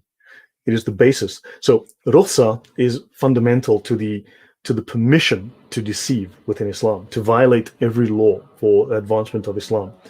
But the specific doctrine, the practice that is the granddaddy of all forms of deception in Islam is called hiyal, Hiyal. That's the plural. You have hila as singular. Hiyal allows you, it's the skill, it's a knowledge set. It was refined by the year 805. The first books on it had already been written and published, and there's about 800 techniques that they teach, which explain exactly how you can break any oath, any promise, any contract, right? So that Because you Muhammad violate. al Yep, sorry, yep. brother. Sorry to cut you short. Please Mm. finish your sentence first. No, so you can break any oath. So technically, you are obeying the letter of the contract, but you can break the spirit. Or anyway, you can break any contract, and it teaches you how to use verbal trickery, legal trickery, verbal sleight of mouth to break literally any contract, any oath, any agreement, any promise. Go on.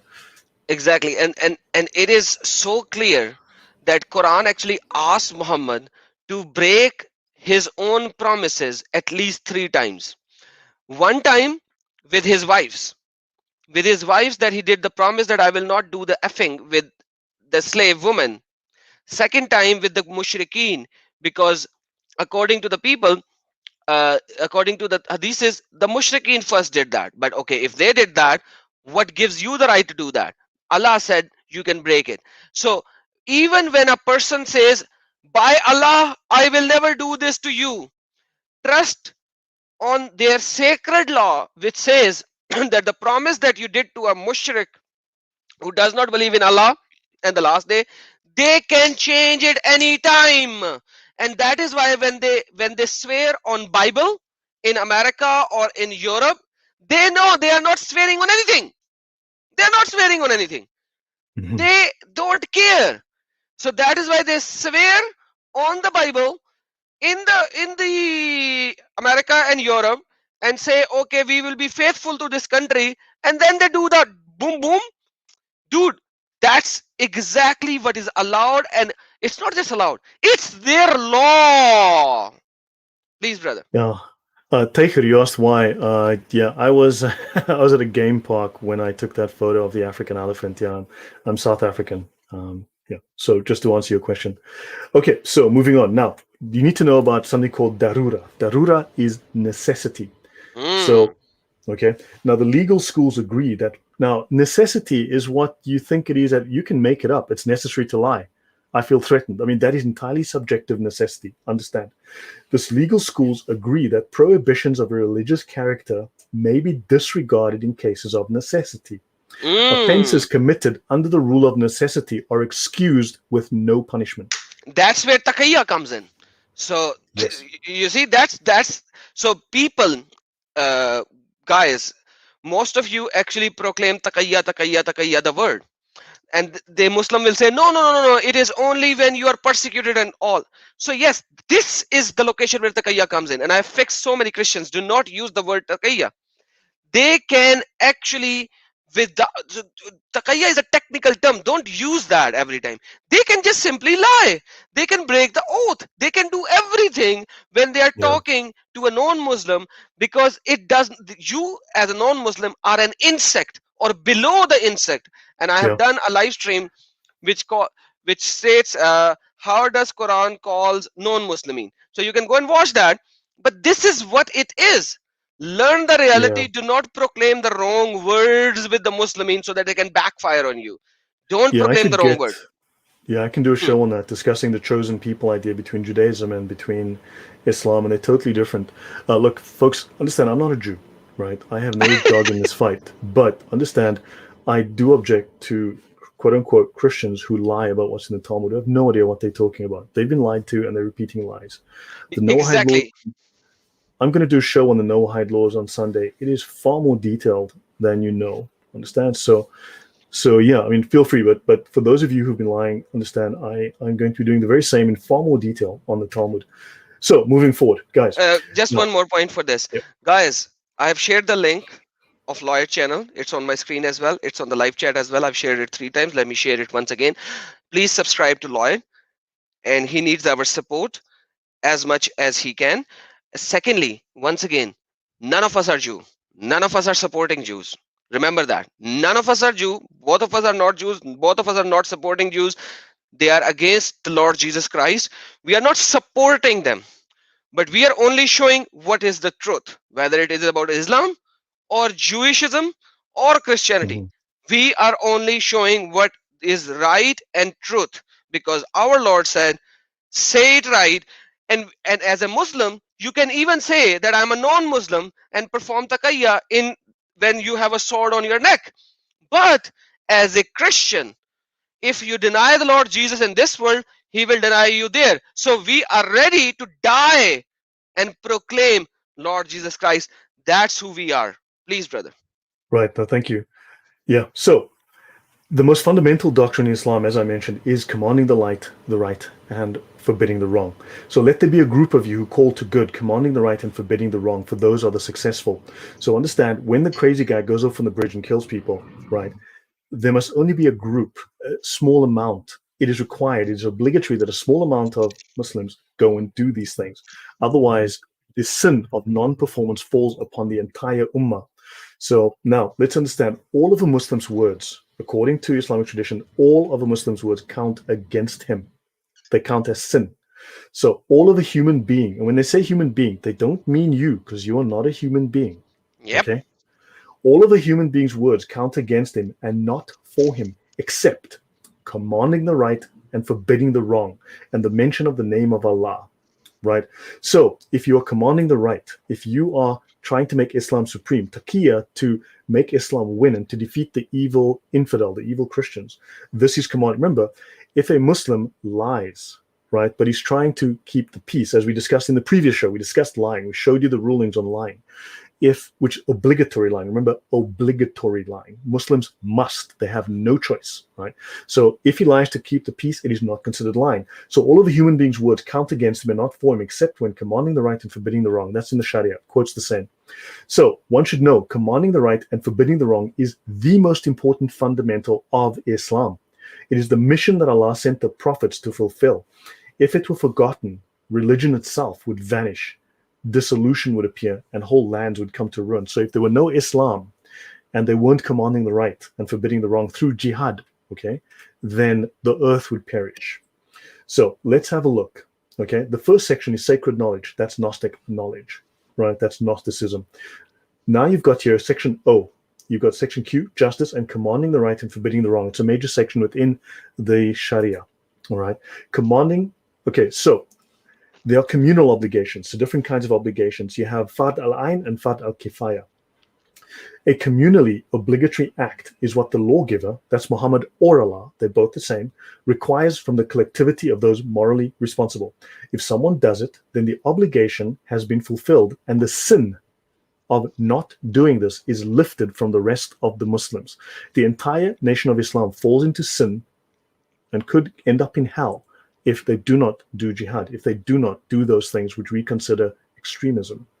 While if no one undertakes it, then all are guilty of serious sin for neglecting the obligation. These are the communal obligations. There are individual obligations as well, of course, like the 5 daily prayers, but there are communal obligations, and a small minority, like that crazy small minority, are obligated to do it. Okay. So, Before you go, sure. I have shown you a couple of verses already. Let me show you one more. The Sahih Alin Munkar. Alal khair ya'marun bil munkar wa yanhu anil ya'marun bil ma'rufi wa yanhu anil munkar.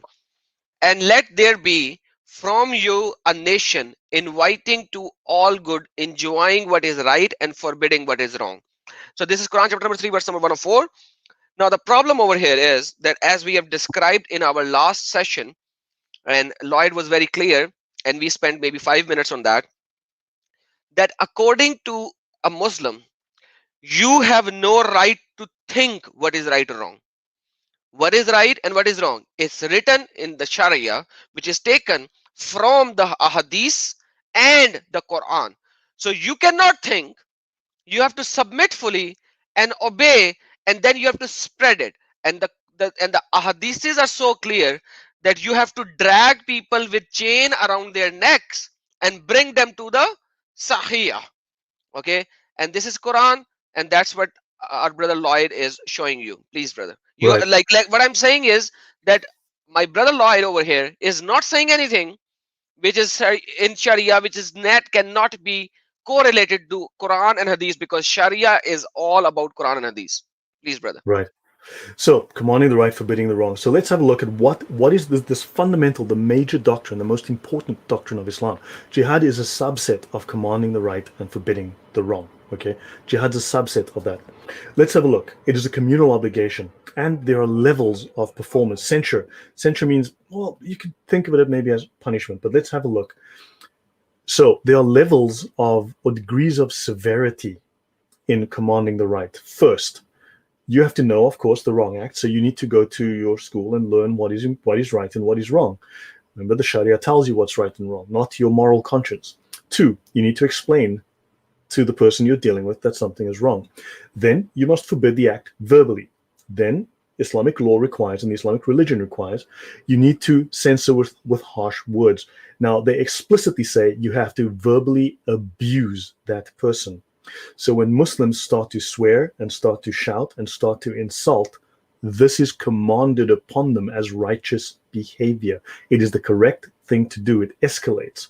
The next thing is to right the wrong by hand, which is politely saying, give him some of this. Then intimidation. What's very interesting is that intimidation comes after actual force. First force, then intimidation, whatever. Then Islam requires assault. It's the religion of assault. And then assault means that if you can't do it, get friends. And then if you and your friends can't do it, get weapons. Use arms.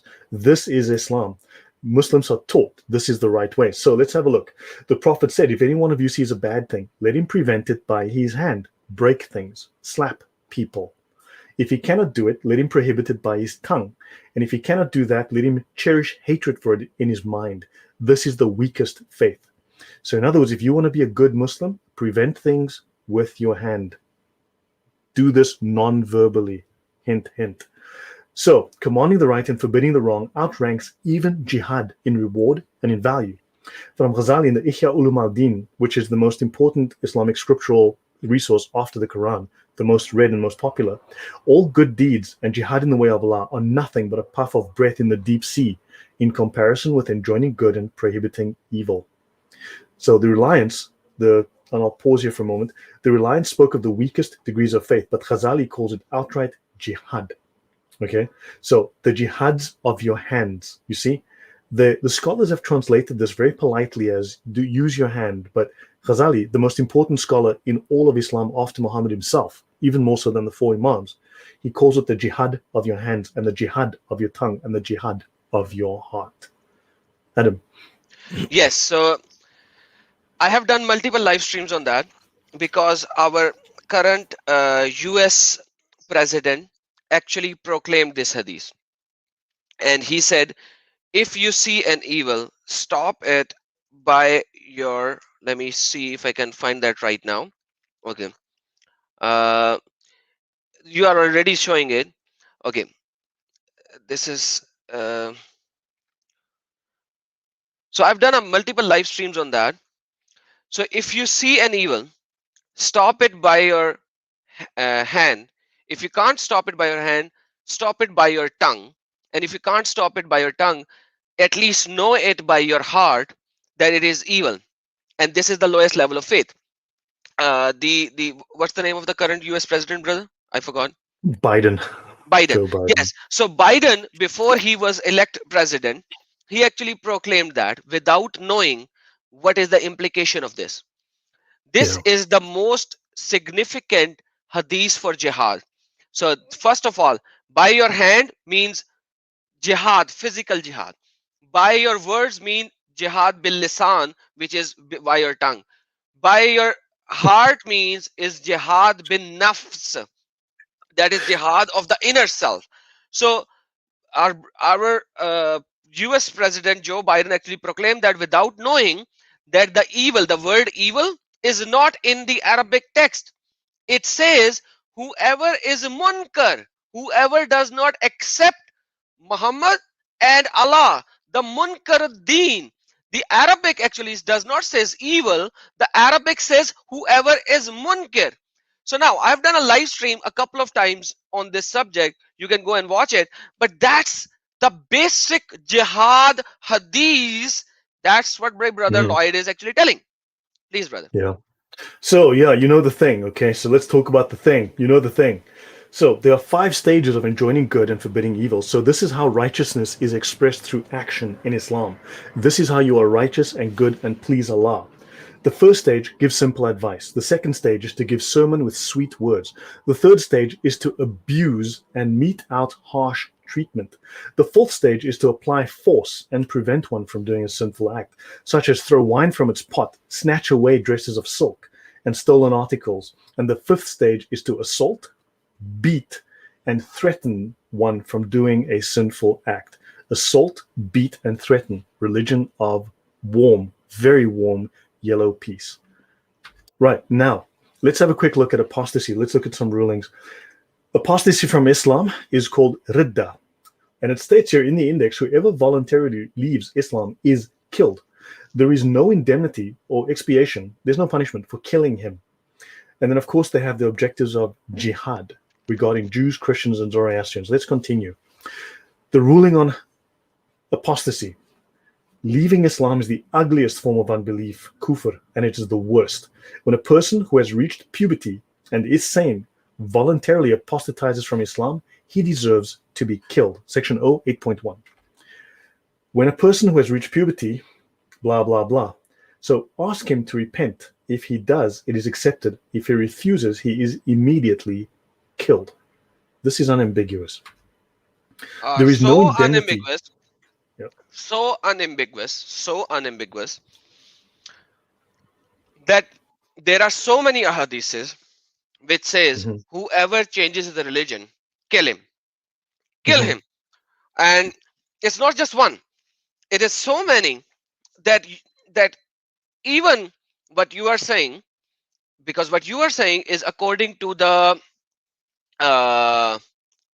Sharia. according to the Sharia, because Sharia later on added that you have to first proclaim them Islam for a few days and etc etc. But like if you look at the hadiths, whoever changes the religion, kill him. Whoever changes the religion, kill him. Even Ali, if I scroll down, it should be here. Hold on, it should be here. These are all hadiths saying whoever changes the religion, kill him. They are all sahih. But I want to go down to, yes, this one. So Ali burned some apostates, and Ibn Abbas told him, "Hey Ali, why did you burn them? Because you the punishment of burning is for Allah. You should have killed them according to the statements of Allah. Apostle, whoever changes the religion, kill him." And now this is not enough, because you have to search for man baddal dinu faqtulu, because the thing is that sometimes they translate it as whoever abrogates his religion. So you will actually find more in this if you search the Arabic, because then they sometimes say whoever abrogates or whoever changes. Instead of changes, they will say whoever leaves his religion. So Mhm. you will find even more, and they're all sahih. But later on, these fiqh scholars, the all four school of thoughts, actually added, hey, we cannot just kill them first. We have to first proclaim Islam and give them maybe 3 days or 3 weeks or three That's months or X amount of days, which is according to these people, not yeah. according to But hadiths. that's Please, brother. entirely optional. That's entirely optional to give them time. That's So fiqh. there is, Like I said, yeah. that's fiqh. You see, there's no risk to you. There's no indemnity. You don't have to make an apology for it. There is no monetary compensation because it is killing someone who deserves to die. Right? So this is the official ruling. If you can find me a different one, I'd love to see it. If anyone disagrees, any Muslims in the comments, please show me the correct ruling. All the links to all of these books in the comments. Okay, just check the description box. Sorry, it's there. You can download all of this. Now, what is the ruling on Christianity? Let's have a look. Section W 4.0, the finality of Muhammad's message. This section has been translated to clarify possible confusions among Muslims as to Islam's place among world religions. Previously revealed religions were valid in their own eras, but were abrogated by the universal message of Islam, as is attested by many verses of the Quran. There are erroneous theories, so English speaking Muslims are occasionally exposed to erroneous theories, wrong theories advanced by some teachers, affirming these religions' validity. Now, this is the story where the Quran affirms the Bible. Understand? According to the Hmm, Sharia, that is crap. Excuse my French. exactly. So, so understand the Sharia takes precedence over logic, reason, facts, reality. The Sharia sits above all of those. So there are erroneous theories affirming these religions' validity, but denying or not mentioning their abrogation, or that it is unbelief, it is kufr, to hold that the remnant cults, now bearing the names of formerly valid religions such as Christianity or Judaism, are acceptable to Allah. This is a matter over which there is no disagreement among Islamic scholars. Please read again, brother. So, it is kufr, it is unbelief for a Muslim to It hold that is the remnant cults, kufr. It is kufr. It is kufr for Muslimin to think what? that the remnant cults known as formerly valid religions as Christianity or Islam are acceptable to Allah. Awesome. So now, guys, please understand this fact. Where are they taking this? They are taking this from Sharia. Please understand what I'm going to say now. Please understand what I'm going to say now. They are taking this from Sharia, and I have done a $1,000 challenge to all the Muslimin to show me one unambiguous verse in Quran where it says the Torah or Injil has been corrupted. They were not able to. $1,000 challenge that I did, and Hmm. I did that for like four weeks. Now, where do they take this from? Sharia. Now, if you proclaim Sharia and they say Sharia is no, Sharia can be changed, and like I told you, Sharia cannot be changed. Fiqh inside the Sharia can be changed. The Sharia cannot be. So if they are accepting this, do you think they do not accept the rest of the part? They do accept it, but they lie. They do Of course. accept it, but they lie. And that is why the book taught in Al Azhar University, the book taught in Al Azhar University in the third year of their course of the fourth year, it calls Bible as something that you can use for istanja. Brother, do you know what istanja is? To wipe your ass. Thank you. Or your front part when you do the pee. So Yeah. so this is what they teach in the most sacred university of Islam, where they Hmm. teach the Sharia as well. So this is why they call Christians and Jews as what? Please read the word again that you highlighted. These are remnant cults. Cults. And then you are telling me they are brothers and sisters, and they want us to be in peace with them. That's a lie. That's a facade. That's a Yeah. screensaver of Microsoft Word. Once you move the mouse, you will see the reality. Right. So, so now it says here that if an English-speaking Muslim has a question, he needs to be shown a translation of scholarly Quranic exegesis, tafsir, to explain the accord between the various Quranic verses and their agreement with the Sunnah. So the scholars say here, okay, that if a Muslim, an English-speaking Muslim, isn't sure, someone has to show him a translation of the tafsir, which will explain to him. So suddenly the tafsir now become authoritative, but anytime you quote them, suddenly these things are all da'if. Okay. Notice it says finally, Islam is the final religion that Allah will never lessen or abrogate. So all other religions have been abrogated. And in fact, we are what's called Din al-Batil. The Din al-Batil means, so Batil is one of the names of Satan. So we are following the religions of Satan. Al-Batil is also, it is, so you have the Din ul-Haq, which is the religion of truth. But in fact, Haq has a greater meaning than just truth. It is the religion of ultimate reality. It is the ultimate reality, the ultimate fabric of reality, the ultimate foundation of reality. That's Islam. And of course, we are the Din al Batil. We're the false, the void, the irrelevant, the worthless Let me religions. let me add to this. Yeah. So by the way, thank you Babylon for your super chat, brother. God bless you. Thank you. That was a good. That was like awesome. That was a Yeah, really good well, one. nice. And please support our brother Lloyd on his channel by subscribing to his channel. He's doing a great, marvelous job. He's going into the meat of the subject, which even I do not go. I tell the stuff in a layman terminology. He has studied these things inside out. He's giving you a PhD level or master's level lectures where I am telling you just a bachelor level stuff. But now let's going into the meat. Dinul Haq. Who is Haq? Haq is the ultimate truth. So Jesus said, I am the truth, right? Quran also claims Jesus is the truth, but that's Jesus is al-Haq. That's what Quran claims. I've done live streams on that. Anyhow, now, the ultimate truth is Haq. Quran claims that the Islam is Haq. What is Batil? Batil is something that has nothing to do with Haq. That has nothing to do with truth. The Hmm. exact opposite of ultimate truth. What is the exact opposite of ultimate truth, guys? Do you know what is the opposite of Jesus? As you are a Christian, so I'm going to give you your Satan. layman term. What is the opposite of ultimate truth? The opposite of Evil. ultimate truth is evil. Who's Satan. evil? Evil. Satan. Satan. So everything else is Satan. Only Islam is the truth. That's what Hmm. my brother Lloyd is saying over here. Please, brother. Yeah. And that's why we are evil to them. We are evil. Hmm. We are practicing evil, and therefore they need to command the right and forbid the wrong. We are the wrong. that they must forbid. And we are not saying that, their own books are saying that. We are showing you on the screen. Please, brother. Right. So now, Islam, always casting the first stone. So chapter 012.0, the penalty for fornication and sodomy. So let's have a look. The legal penalty is obligatorily imposed upon anyone who fornicates or commits sodomy. Right? Do you have a license for sex? Right? No matter whether the person is Muslim, non-Muslim subject of the Islamic State, or someone who has left Islam. So death penalty. Right? So let's have a look. If the offender is blah, blah, blah. So he or she is stoned to death. This is why it still happens. Okay?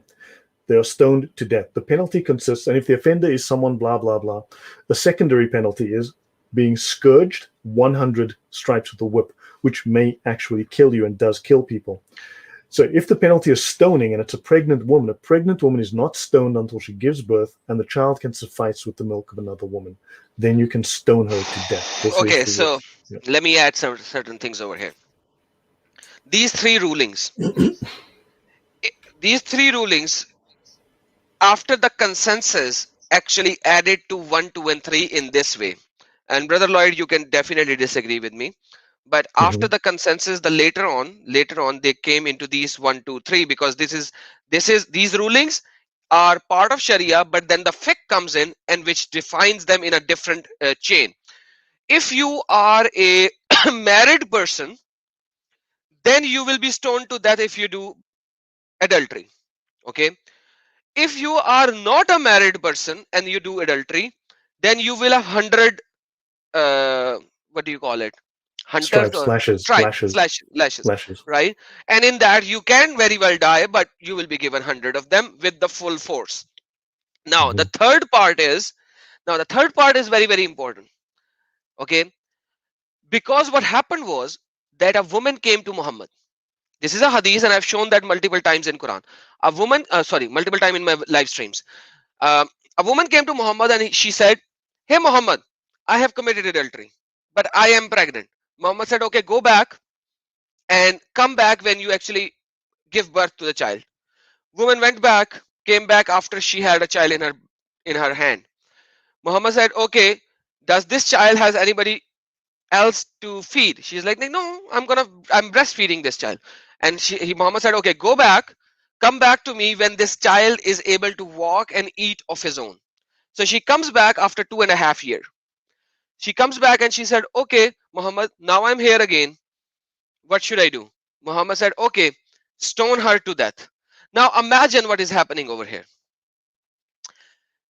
This whole hadith has been taken into consideration to make the Sharia implementation. And this hadith has been transmitted by 7 different ways, 7 different chain of narration or 8 different chain of narration. Because this was done when Muhammad was sitting in the pulpit and multiple people were around him, and she's coming to him as getting the verdict in the Medina, right? When Muhammad is having a pulpit. Okay, so multiple chain of narrators proclaim this hadith, and this is such a often spoken hadith. And you know what Muslim says? Muhammad wanted this woman not to come and proclaim his word. Stupidity! If Muhammad did not wanted her to proclaim her word, Muhammad should have said, "Woman, go, you are forgiven," just like Jesus said. Just like Jesus Right. said, whoever has never sinned can throw the first stone. And then when everyone left, Muhammad said, "Woman, you are forgiven. Sin no more." But Muhammad did He not did do not. that. Muhammad did not do that. Muhammad did not do that. So that's what my brother is saying over here. I am just correlating these things to the hadiths for my Muslim viewers who will come later in the description and comments and say this or that or that. Everything in the Sharia has a linkage to the Sahih authentic ahadith with reference to the Quran and the chains. Nothing is out of it. Please, Yep. brother. So now let's talk about, so as we're winding down, so I'll start winding down and finishing. So guys, Quran 65:4, Muslims love to simply just deny this. So let's look at the official Islamic, the Sunni Islamic ruling on the waiting period on 65:4. So let's have a look. A waiting period is obligatory for a woman divorced after intercourse, okay? A woman divorced after intercourse, whether the husband and the wife are prepubescent or they have reached puberty, or one of them has reached puberty and one has not reached puberty. Intercourse means copulation. This is the perfect law of Allah, the perfect law of Muhammad. And it says here, do I need to repeat this? Is this clear to everyone? Islam explicitly allows prepubescent sex. There is no age limit assigned in Islam. None. For that, I have done another live stream. I've done another live stream on that, and I'm sharing the link over there. Every tafsir writer agrees to it. Every tafsir writer Yeah. agrees to it, because Yeah. the waiting period can only happen if you have intercourse. If you haven't had intercourse, then the waiting period is not required according to Quran chapter number 33 verse number 49. So In if the you Sharia have as not, well. yes, if you have not have intercourse, then the waiting period is not required. I just shared the live stream link for everyone to watch later. Now, even now, even now, brother, can I divert and play a 2 minutes video if you don't mind? Let me just finish this slide, and then if that's okay, or Okay, okay, should you yes, want yes, to yes, continue? please. No, please. Yeah, I just wanna play 2 minute video on this sure. particular part. But once you No, are no, fine. done on that part, Okay, so now here's another ruling. Look, to do a discussion on marital sex with prepubescent girls in Islam would itself be an entire show, and I have done a 2 hour show on this subject. Okay, I will do it again. But that itself is a subject from at least 90 minutes. Notice this ruling: a husband who accuses his wife of adultery is disciplined when adultery is impossible, such as when the person accused, his wife, is a mere infant. Islam defines infant as a girl less than 1 year old, a hmm, baby, a baby. Okay, infant is defined as up to 1 year old. So if a man accuses his wife of sleeping with other men, he is actually, the judge will fine or punish him because she could not have initiated the adultery. Someone else must have done that to her because she was too young to do it herself. So understand, infant. What does This is disgusting. And I have one more question to finish my slide here. So understand, this is Islamic law. There's plenty of rulings like this, right? And now I want to ask you guys, this is a very serious question because this annoys me. And I've been having discussions for the last few days. If the very same act, which is now supposedly present in the Talmud, okay, in Talmudic law, that's apparently the story, if it is evil, if it is vile, if it is disgusting, as Muslims happily tell us that in the Talmud, even Christians will say this, right? But Muslims will tell us that this is disgusting.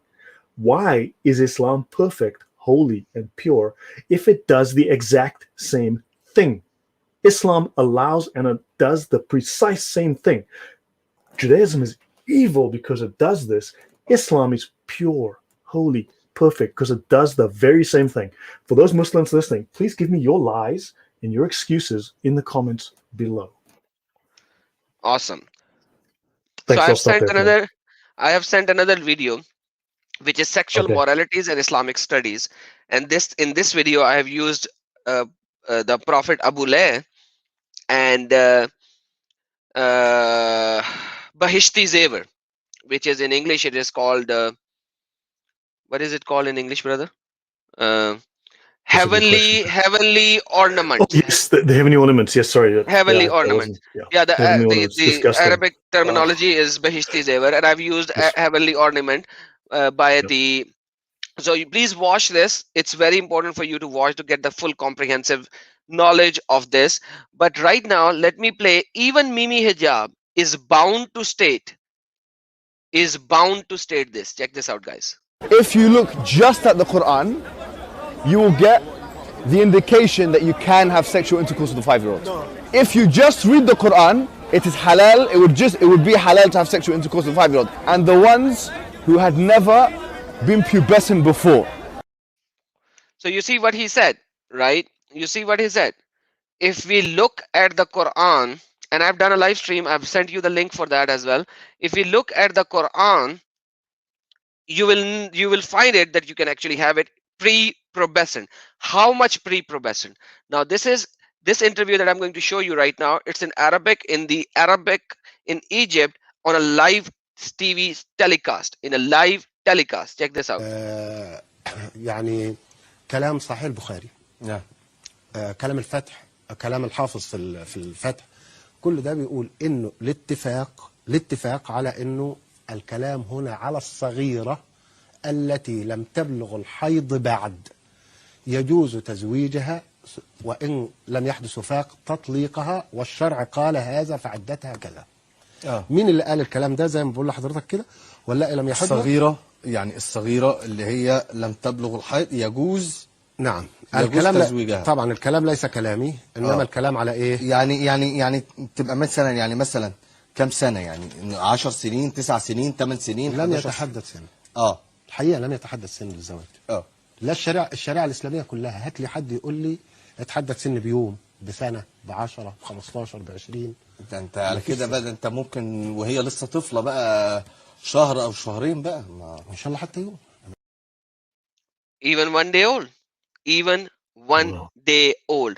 And this is how the Bahishti Zevar, the heavenly ornament, which is actually written for the woman, right, describes through these Sharia, which is taken from the Quran and the Ahadith, and it expands into that. So I don't think I have to say anything more, brother. Yeah, man, this is just shocking. So moving forward, so let's finish up. So guys, I want to introduce you to the Hedaya. This is the Hanafi Sharia manual. Okay, 4 volumes, 2,000, nearly 2,700 pages. Yes, he did, 1 day old. So you can read plenty. The Hedaya is a gold mine. The thefts which occasion amputation on the manner of cutting off the limb of a thief. If you ever wanted to know, you can go and get 20 pages of information on how exactly to cut off and when to cut off. On the manner of waging war, of plunder, and the division thereof. Piracy, in other words. Okay. Then you have the conquest of infidels, of tithes and tributes, on jizya, and the laws concerning apostates. This is a very, very detailed manual, much more so than the Reliance of the Traveler, which is a compendium. It's like a 1-volume compendium. This is 4 volumes with thousands of pages. So let's have a look. Jizya and the Quran. Okay. So now you've got jizya, right? So fight against those who've been given the scriptures, Jews and the Christians, and they forbid not what Allah has forbidden. Okay. And they must be brought low, abased. Okay. They must be humiliated. Let's have a look and see what the Hedaya says. Hey, brother, hold on, please. Please hold on. Sorry, the people are still stuck to that particular point. Okay. Guys, can you please go back to the one slide back, please? One slide back where you talked about Hanafi school, Hedaya. Okay, guys, I'm sharing the link again. Guys, Imam Ashraf Ali Thanvi is a Hanafi, right? He extracted Hanafi scholar Imam Abu Hanifa, that my brother Lloyd is actually going to explain even further on the Jazia point. He expanded on Imam Abu Hanifa and his statements of the Sharia manual, okay, which is in Hedaya. And then he wrote this. So in his book, which I described in this link, and I've showed the book and I've showed the links to everyone, he says 1 day old, and if you penetrate and rips apart the front passage and the back passage, you should not have any more sex with that baby. Please go and watch the live stream after this one. Imam Abu Hanifa is one of the major scholar of Islam. He's not some XYZ guy. Okay. So because the child is too little, if you rips apart the passage of the front and the back, because they are too close and they are just separated by a small skin, I don't want to say anything more, brother. But like, because you guys were dwelling into that, so that's why I just expanded to that. And let's look at that ruling. This is like, I'm not going to go, I don't want to belabor this point, but I want to bring up this ruling. When a man has had sexual intercourse with a girl under the age of 9 years and has ruptured the parts, it is unlawful for him to have further connection with her, but she is not released from her ties if connected with him by marriage or slavery. If no rupture has taken place, the prohibition is not incurred, and he can go and diddle her at will. This book, this is the Digest of Mohammedan Law. It is still in use in Asia, in East Asia. So it is used in Pakistan, for instance, Bangladesh. Yes. It is still in use in the court system today. Yes. And which one is this? And so is the By Hedaya. That's the written by who? Neil Bailey, the Digest of Mohammedan Law, Neil Bailey. Yeah, but like Neil Bailey would be a translator, the Okay, originator. Where does he takes it from? Do you know that? not certain, Okay, but I okay, haven't but looked. like But this it's is still in in use. It's still in Hanfi. use Yeah, today. this is an Hadaya. Anyways, guys, this is an Hadaya by this. So let's move on Yeah, from this topic. Let's yeah. go into So Jizya, which is so also a let's look at the very big jizya. topic. So jizya is known as capitation tax. Now you know what Mm-hmm. decapitation is. If you don't pay the capitation tax, you will be decapitated. Mm-hmm. So capitation tax is a species of punishment. Muslims love to tell you, don't you pay tax? Hello, it's just tax. Hello. So capitation tax is a species of punishment. It is inflicted. You inflict punishment upon infidels on account of their disloyalty to Allah. Whence it is called jizyat, which is derived from jizya, meaning retribution, vengeance. Jizya is vengeance upon the dhimmi. The So, dhimmis. right. And of course, when they speak of this, okay, a base, this phrase, a base, in the previous hadith, in 929, sorry, in Tafsir Ibn Abbas, right? A base means to belittle or to degrade, to humiliate, to demean, to disgrace them. In other words, Muslims must humiliate you. There is no sense of honor, because if they treat you with honor and respect, then they're violating the Sharia. They're violating Allah. You Exactly. must And not be treated with respect. let me add to this point. I'm sharing my screen. This is Sure. Tafsir Ibn Kathir of Quran chapter number 9, verse number 29, and verse number 29 ends with Wahum Zaghirun, so that they should be humiliated. And it says disgraced, humiliated, belittled.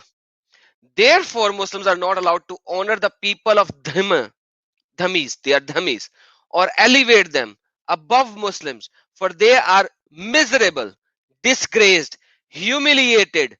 Imam Muslim recorded from Abu Huraira that the Prophet said, etc., etc., etc. But I'm not going to go into the detail. I'm just going to tell you, when they say hatta yu'tul jazya, until they give the jazya or embrace Islam, so that they would be humiliated, disgraced, belittled. So whatever my brother Lloyd is saying, it is Quranic. Even though that he's reading Sharia, it is Quranic. And this is Quran chapter number 9, verse number 29. Let me just show you that Wahum Zaghirun is Quranic. Quran chapter number 9, verse number 29. It is Quranic. Wahum Zaghirun. They translated as subdued, but here it says humbled.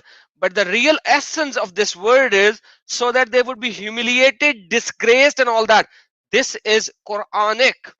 It's not a text. It's humiliation, because you Mhm. guys are dhammis and we are dhammis. FYI. Brother, please carry on. Right. So, guys, I'm going to try and start winding down now. So we're on the last few slides. Some slides have multiple pages. So, but yeah. So this, obviously, watch this again at your own time. Read through the slides on the screen. And so notice this is modern teaching. So this is a very, very modern, very new tafsir that is being shown here. Not tafsir. This is a sirah. Because what people forget is that there's not just the Quran and the Hadith. Okay, there's also the sirah, the biographies, technically the Gospels of Muhammad, the equivalent of the Gospels of Muhammad. Muslims don't want you to read those. They don't even want you to know about those, because those things are embarrassing for them. Good grief. So moving on. The teachings of Moses is as far from our conception of justice and fair play. So in other words, they claim to be the inheritors of Moses, that they are the true Jews, they're the true Christians, that they're the ones who inherited the law of Moses. But they say here that the law of Moses is far from the Quranic conception of justice and fair play. Now, that's a contradiction. The teaching of Jesus is impractical and has always been impractical. Never in the history have Christians tried to put this teaching into practice. This is what they teach at madrasa. Only the teaching of Islam is practical, one which has been both preached and practiced by its exponents, and the practice of which can create and maintain peace in the world. The religion of yellow peace, warm peace, peace that comes out of the back of a camel. But I'm not sure that that's the right kind of peace. I think you spelled that wrong. I can only laugh on that, man. Sorry, man. So let me just finish this slide. So the practical verdict of the Christian peoples is that war is the real teaching of the New Testament. Turning the other cheek was either an opportunist teaching dictated by the helplessness of early Christians. We only said that because we were weak, turning the other cheek.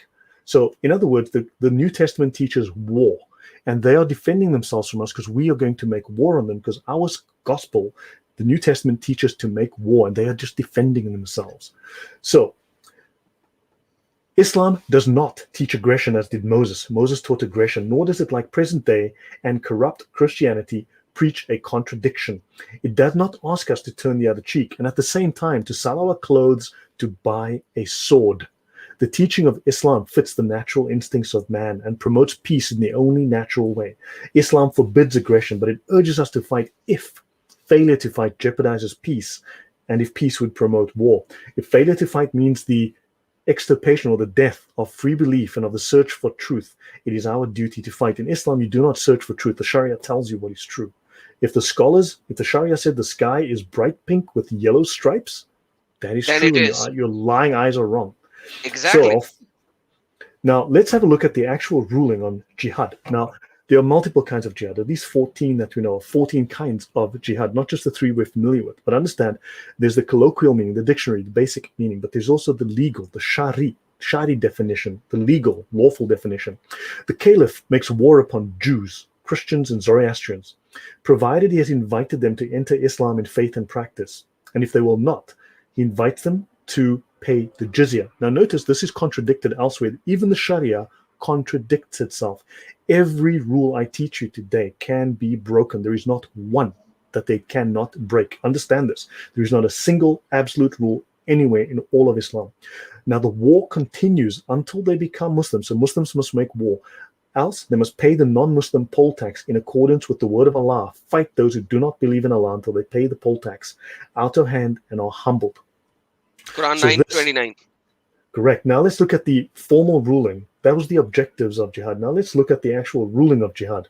Jihad means to war against non-Muslims. It is etymologically derived from the word mujahada, signifying warfare to establish the religion.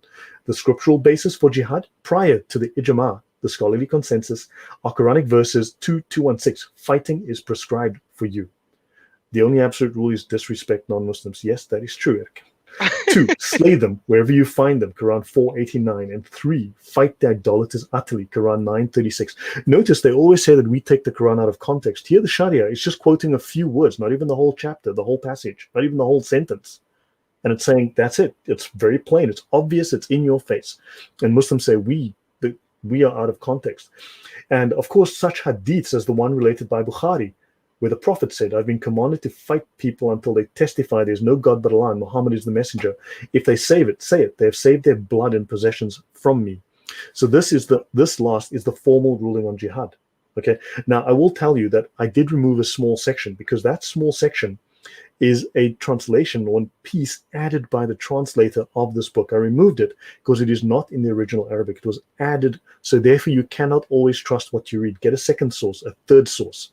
Okay. Cross-reference. The translator added a section that says that the Prophet says that, there's this the lesser jihad and the great. That is based on a false hadith, not even a weak hadith, a fake hadith.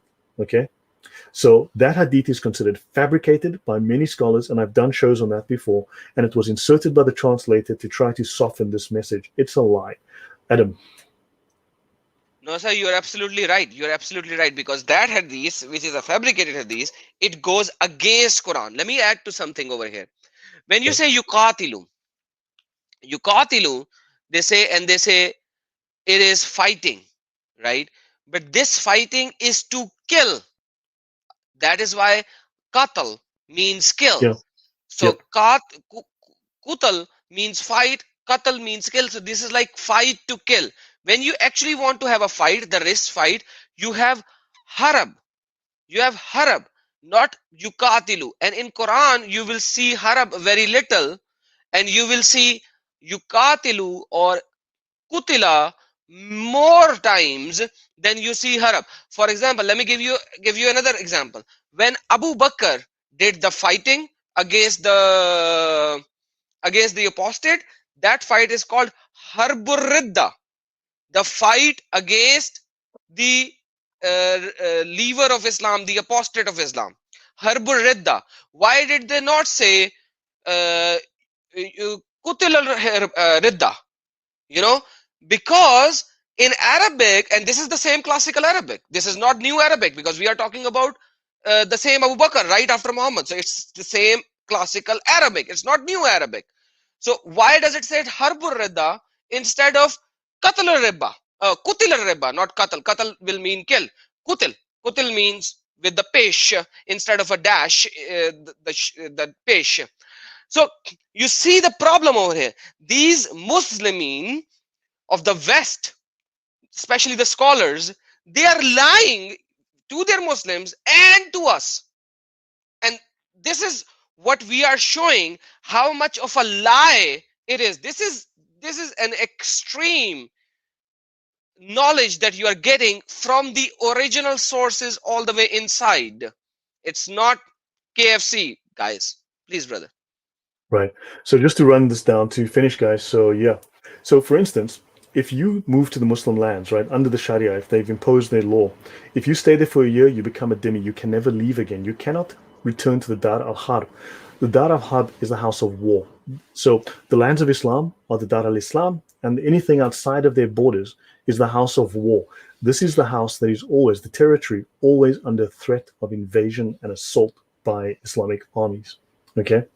So the wealth of the residents of enemy territory, all territory outside of Islamic lands, is enemy territory that is gathered by the Muslims. And if it is gathered without fighting, it will be spent upon the interests of the Muslims. In other words, for their army.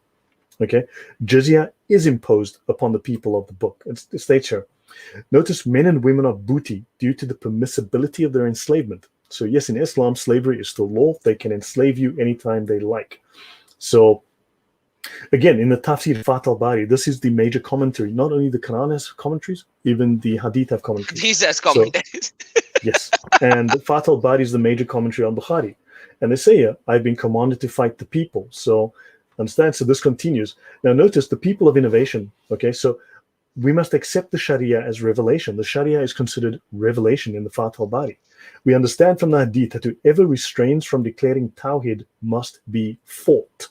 So how can we leave fighting those who pay the jizya? How can they not fight those, okay, and make pacts? So the intent of jizya is so that they will be forced towards Islam until they enter Islam or accept what will lead them to Islam.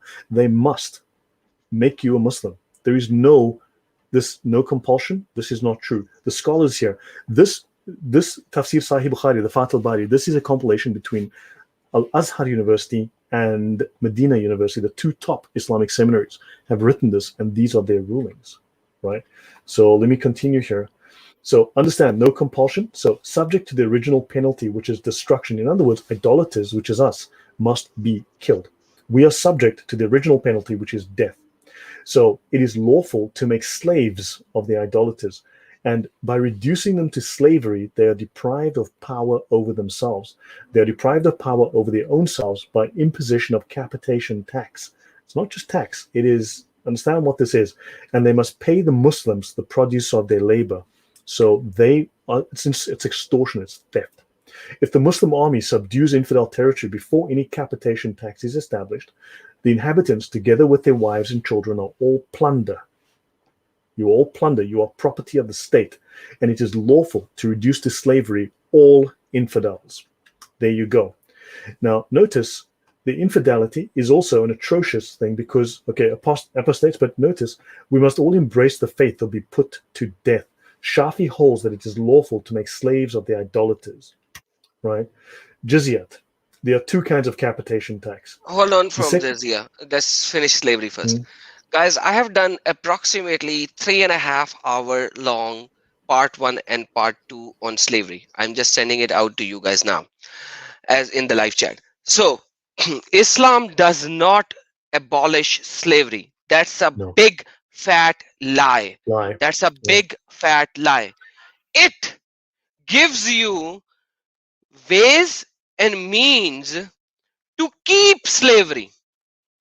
So understand what I'm saying. About 30% of the Sharia is devoted to the laws of slavery. Exactly. So it gives you the rulings of how you should have the slave and how you can actually have sex with the slave woman. Hmm. And it is Quranic, not even hadiths. It is Quranic. The hadiths that I've shared over there, it is how many slaves Muhammad had in his life. In his life.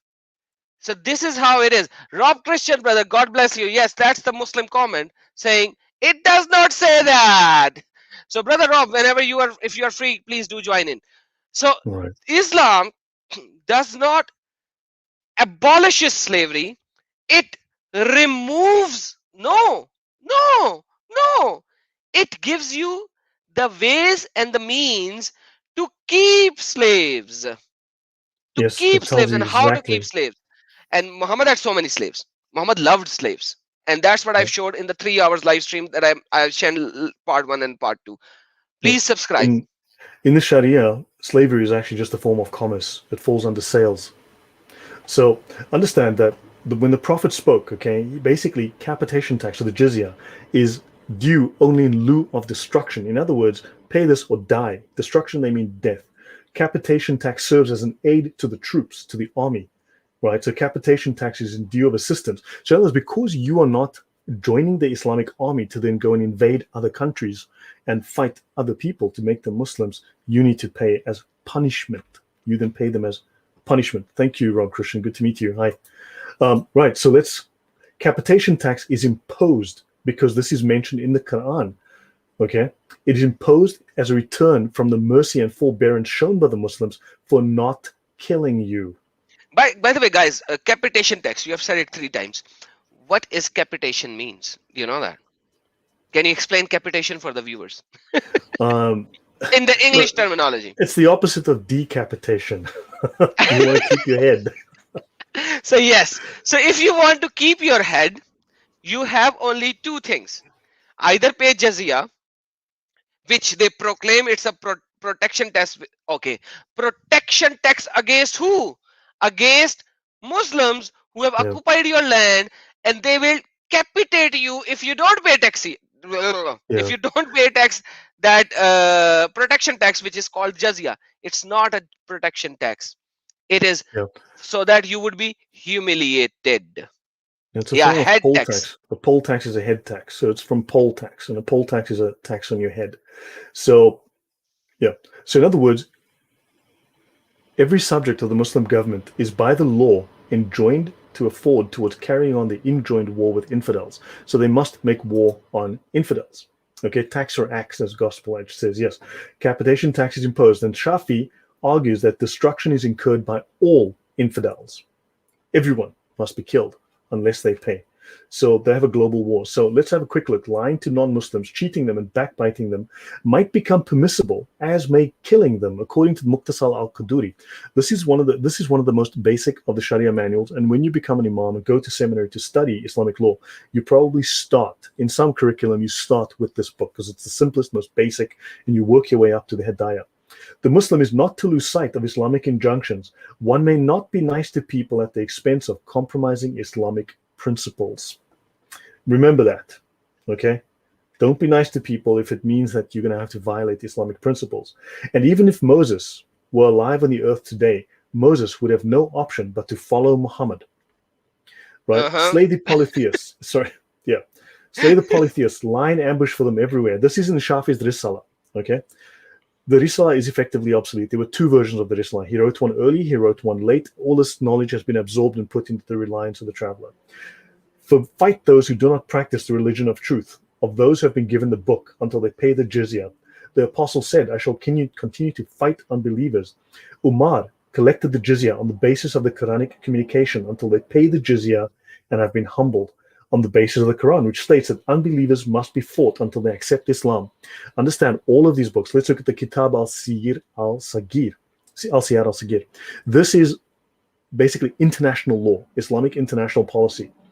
If an ambush is made against them without inviting to them Islam, it makes no difference. In other words, they must invite you to Islam. But if you don't and you kill them anyway, it's okay. It doesn't matter. This Okay, it hold says on. in the Hedaya as well. Brother, don't Yeah. rush. Don't rush. We can have another 30 minutes. Don't rush. If you are not in a hurry, we are not in a hurry. This is very important. Okay. This is very important. Muhammad Guys, Muhammad, even the Ghazwa Uhud, which is the first battle, Ghazwa Badr, sorry, Ghazwa Badr, the first battle of Muhammad, which they claim that it is a defensive war. Do you guys know that Muhammad did 4 battles before Ghazwa Badr Hmm. on the caravans of the people? He did 4 initial battles. Ghazwa Badr, the first battle that they say that it was defensive, dude, that was in retaliation of Muhammad's battles on the caravans. It was not something that the Makkan just came upon Muhammad. 4 battles were done before before this. You see, when Muslims come and proclaim to you, hey brother, we know this and we know that, this is stupidity. Literally, most of the Muslims do not even know that Muhammad, none of the single conquest was actually defensive. They were because of the oppression. So the first battle was expedition of Hamza. Okay, expedition of Hamza. The second was Ubaidah. The third was Al Kharar, and then of Vadan, and then of Bawat, and then came the Badr. So 4 battles Muhammad actually sent troops to kill or to capture or to rob. However you may like to Hmm. take it. It does not matter. Kill, capture or rob, does not matter.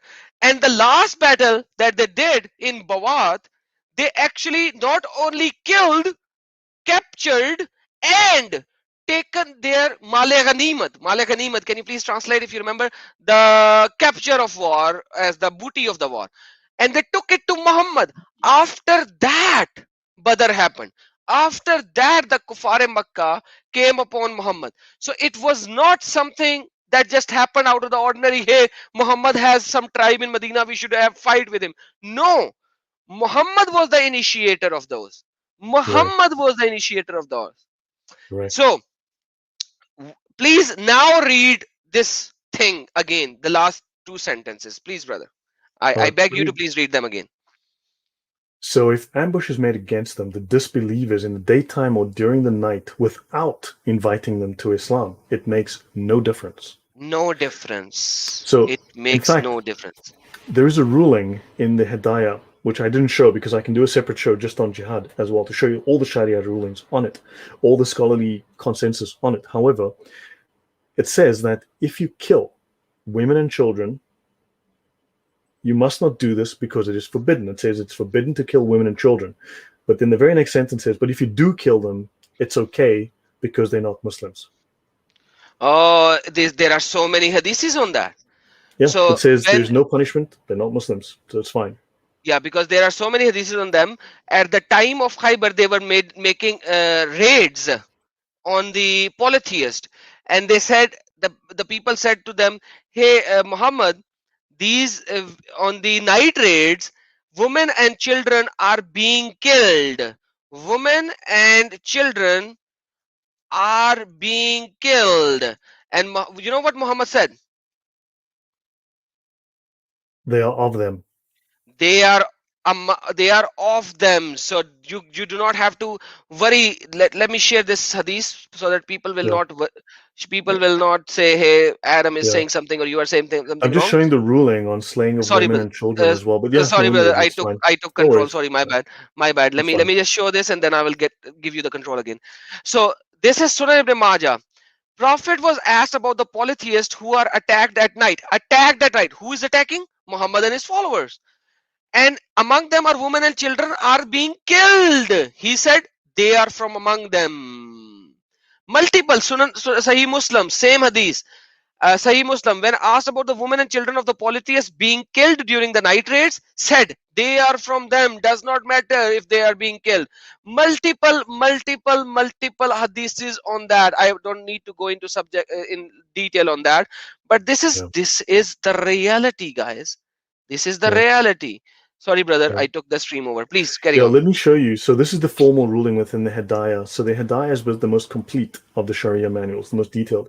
If a Muslim attacks infidels without calling them to the faith, he is an offender because this is forbidden. But if he does, before inviting them, and he kills them, and he takes their property, there is no fine.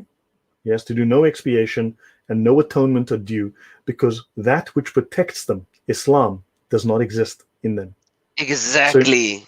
and then they go on, in the same manner as the slaying of women and children or infant children, in the same manner, just as the slaying of women or infant children of infidels is forbidden, but if a Muslim were to kill them, you are not liable to a fine.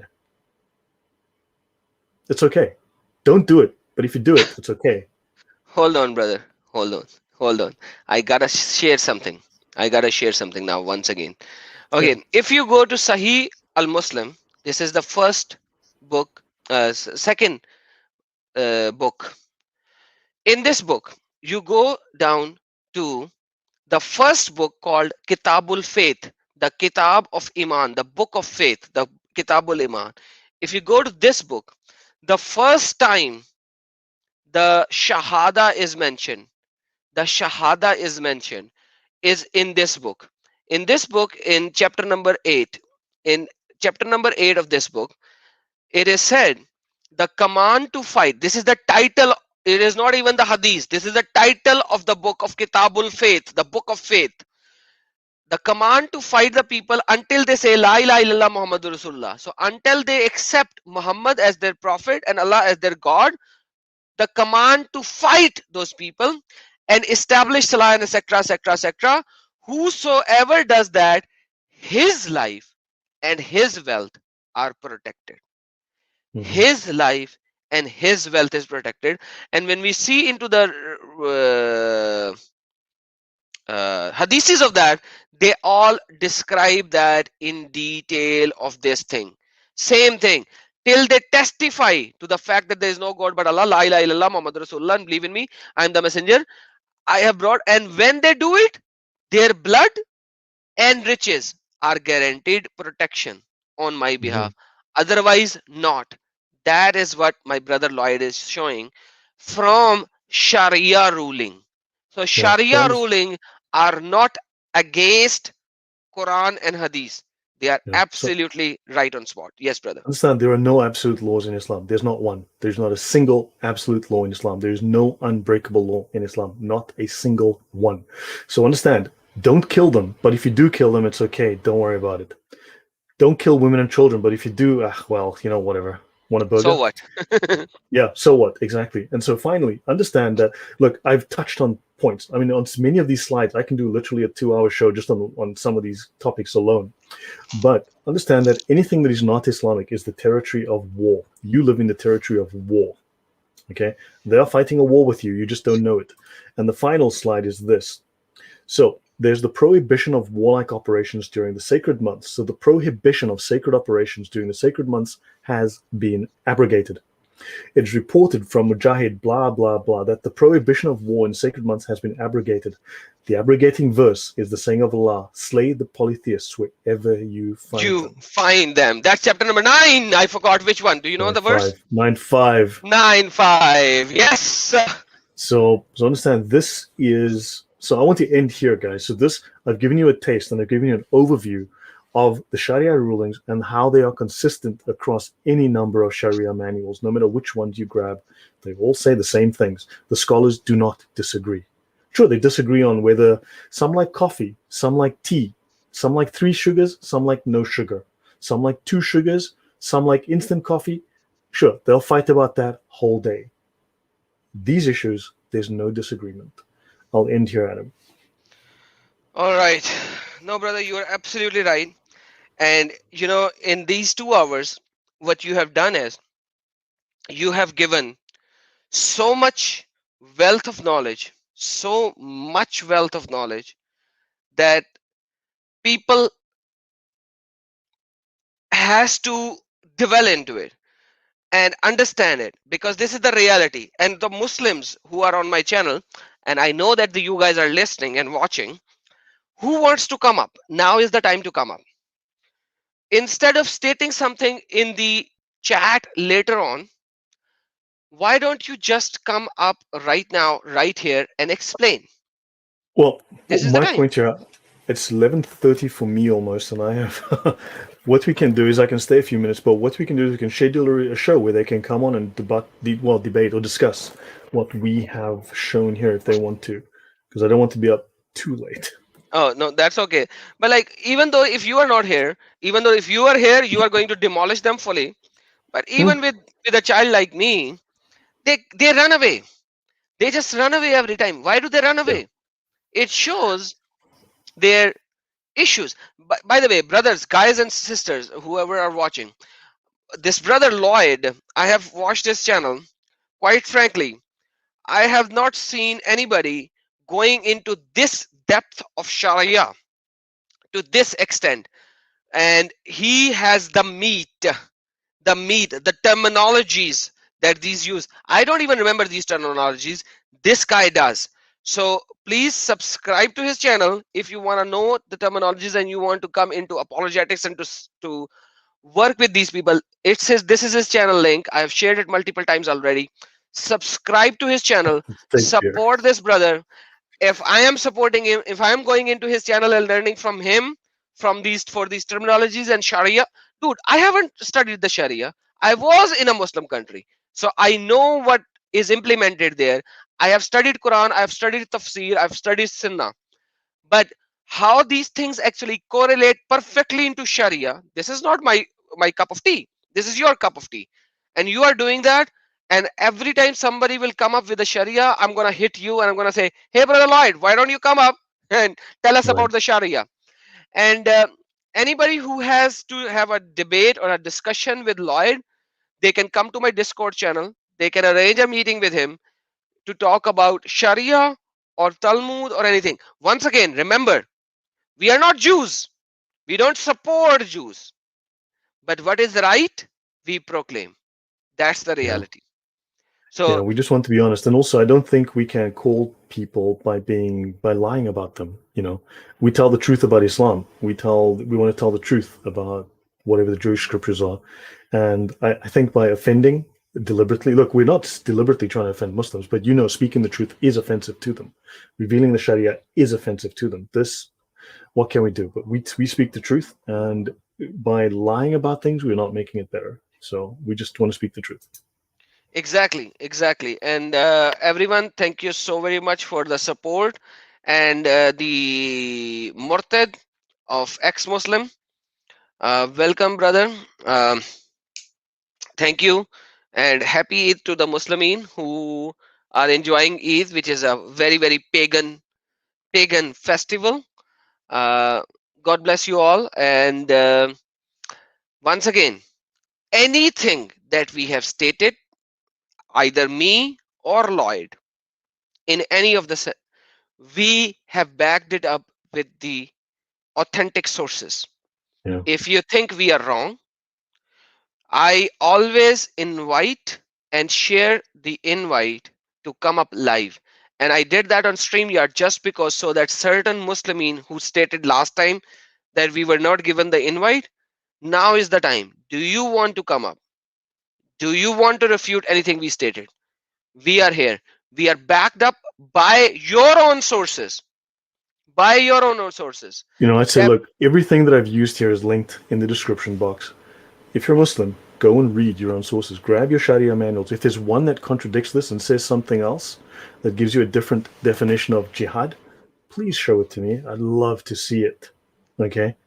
So, and then explain to me why the four perfect imams have made all of these mistakes. I'd love to know. Right? So understand, read your sources and then come and tell me how I misread them. Show us that is something that we missed. You're going to have a very hard time doing that. But yeah, read your sources. Let me know if they're the wrong sources. If they are the wrong sources, why are they the wrong sources? And tell me, make a comment, which are the correct ones? Which is the correct? Which is the right? Which is the authoritative Sharia? Which one should I be reading, buddy?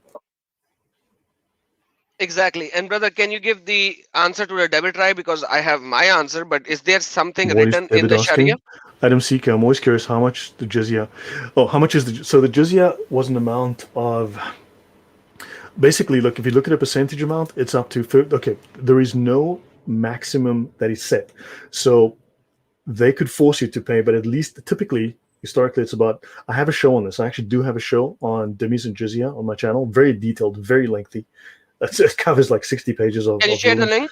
50%. Man, I'd have to have a look in my channel, but it's about, so typically it's 50% of whatever you produce in a year, be it financial or be it your produce on your farm. So they will take 50%. So it's going to leave you heavily impoverished. They could take more. There is a minimum amount, which is typically about 25%. There is an amount, they call it, I think, and also they, in some cases, they will limit it by your financial status. So if you are So poor, they charge you 1 dinar, and then it goes up to 3 dinar, up to 12 dinars, which would be the equivalent of like they even have a dollar amount, in fact, but basically up to 50% of your income, possibly more. Depends how well you negotiate or how vicious they are to you. so let me repeat. I've stated that multiple times in the past.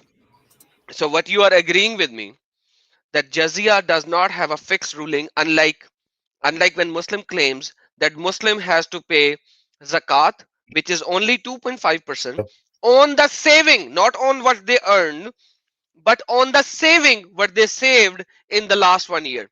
That's zakat. Yeah, But when you there's a are talking minimum about amount. There's no jizya, maximum.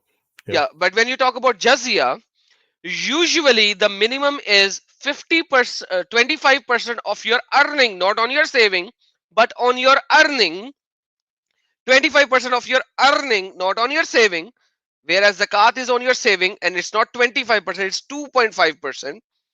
Jazia is 25% on your earning, not on your saving, and it can be any X amount. There is no legal limit of the upper. Is that correct, brother? if I recall, yes. I'm putting the link in the chat now. So this is part one of my talk on Dimij and Jizya. It's very detailed. It's very lengthy. It goes into extreme detail on this. Did I made you a mod so that you can share the link? Because as a not a mod, you cannot share the link. Okay, Can you now I'm send not a a mod. text? Can you send a text? I've just dropped something in the chat, so I'll say hi. Just say my name. There we go. Just say hi. Okay, so guys, zakat is 2.5% on the annual saving. On the annual saving, brother, you are now the moderator. You have to share the link Oh, again. thanks. Okay. Yeah, So, guys, I guys, should. if you want to have more detailed view of this, please watch this Lloyd's session. Any other question, guys? Because it's pretty late for Lloyd, so I need to get him. Like, I need to Yeah, let it him is. go. But like, if I any got to other work question, tomorrow. Thanks, guys. Yeah, so that's it. Look, if you have, drop them in the comments. I'll keep an eye on the comments.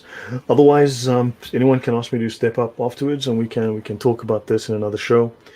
And but I do expect you to bring the rulings and to actually cite your sources. Show us your sources. I haven't hidden a single source. Everything I've used is linked in the reference. Everything you can find, so you can go look at it and you can tell me if I'm wrong. Every uh, single source I've used.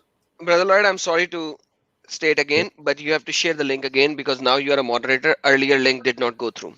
Yeah, and I did a second time. I did. Somehow it's not Yep. going through. Can you share me in the private chat of the StreamYard and I will share it myself? Because Okay. somehow maybe the Google mod is removing it. Oops. Now Lloyd has removed himself. Okay, that happened. That must have happened by mistake. Yep, that must have happened by mistake. Yeah, that was I clicked the wrong button. My apologies. So this is a link on Dimit and Jizya. There you go. Okay, private chat. Let me share it to everyone. So, guys, this is the link for Jazia. Now Jizya that's part one. It'll be a by second part. Yeah, there'll be a part Jazia two. by Lloyd. There you go, guys. The link is now in the description so that you can go through it. Okay. And so, guys, So thank guys, you. This is another question. Adam Seeker, if the Quran abrogates the Sunnah and the Sunnah abrogates the Quran, how do you determine which should be abrogated by and which when they contradict? Brother, the scholars will never tell you that. That's their secret, right? That's their secret. So if you want to know, check the Sharia. The Sharia will tell. So when they make a ruling, they will refer to hadith or they'll refer to Quran verses. Then you know that those hadiths or those Quran verses are still legit. If it doesn't appear within the Sharia somewhere in any given ruling on a given topic, then you can consider that as abrogated. perfect. Otherwise, Quran is contradicting itself. Exactly.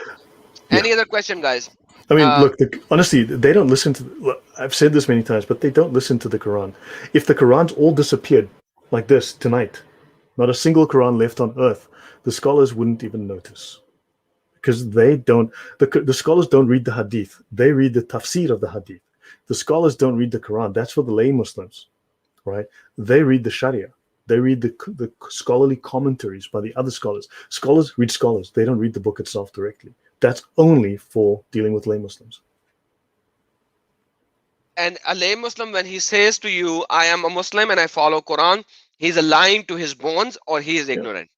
I Either of showed the you two. those hadith. I showed you those hadith. Muhammad said one day, lazy Muslims will say, "Oh yeah, we follow what's in the Quran," and they will ignore what's in the Sunnah. That's why you call a Sunni Muslim. You follow the Sunnah.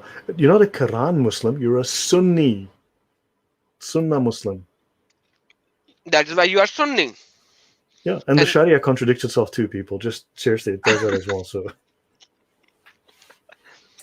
okay, there's one more question before we end, I think. What the Quran? Okay, that's not a question. That's a sarcastic comment. Sorry, my bad. okay, Okay, guys, thank you so very much. If I don't think I have not missed any question from you guys, but once again, this is not the end of it. I will bring Lloyd on my channel more often. He's doing an excellent job with a flat face. Quite frankly, I don't know why he has a flat face, but he has to he has to show these stuff with more passion, you know. But like yeah, the no. Quranic Muslims. So someone has a question: are Quran only Muslims? Quran only Muslims are apostates. Well, they're not necessarily. They don't start necessarily as apostates, but they're certainly corrupt. They are fasik, and then when it gets worse, they eventually are banished and expelled as apostates. yeah, fasik, you have to define fasik because they don't know the fasik. It's I Arabic mean, term. just basically, I mean, just use it as corrupt. Yeah, You know, exactly. that's corrupt. They are corrupted. Their minds, their thinking, their knowledge is corrupted. They are following corruption. Exactly. They are fasikin. They are one of the fasikin. Allah said in Quran, La yuhibbul fasikin. Allah does not love the fasikins. That's Quranic as well. So Mm. guys, thank you so very much for being here. I have to let Lloyd go. It's pretty Yeah, late for him. yeah, it's getting to But once midnight, man. again, So please subscribe to his channel. thanks, Subscribe to his guys. channel. Support him. He is doing an excellent job. And we have to support everyone. Like even though that he does not do like how I do. I am an Easterner, right? If I read, I express. That's how I do. I can laugh, I can cry, I can do all of these things. I am an Easterner. That's how I work. This guy, I think he must be in FBI. When he reads, he has no emotions. He's emotionless when he reads, but he is giving the best of the best knowledge that you will not even get, even if you are doing masters in Islamic studies. You have to go to Al Azhar University to get the knowledge which he is giving.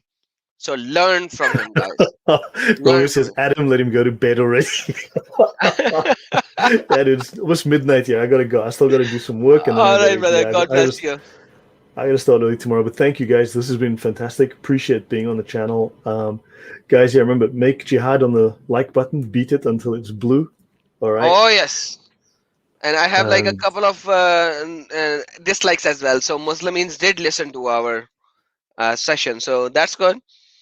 They yeah, don't dislike anymore nowadays because they think that when they dislike while we are live streaming, I will know how many dislikes or how many Muslims watched because I yeah, caught a few Muslims just on that, and I was like, come up live. So they yeah, don't dislike while we are streaming. They dislike after we stream. yeah, yeah, man. Yeah. So, but anyway, yeah, I haven't yet had one willing to talk to me. Not even debate, just to come and talk to me. Not one, not a single one. I'm still trying. I've made invitations, so let's see if someone actually does come and just talk to me. I'm gonna read the rulings and we'll discuss. And Amen, then we'll see. amen. And by the way, guys, he's not like me. Like me, I get passionate. I am angry.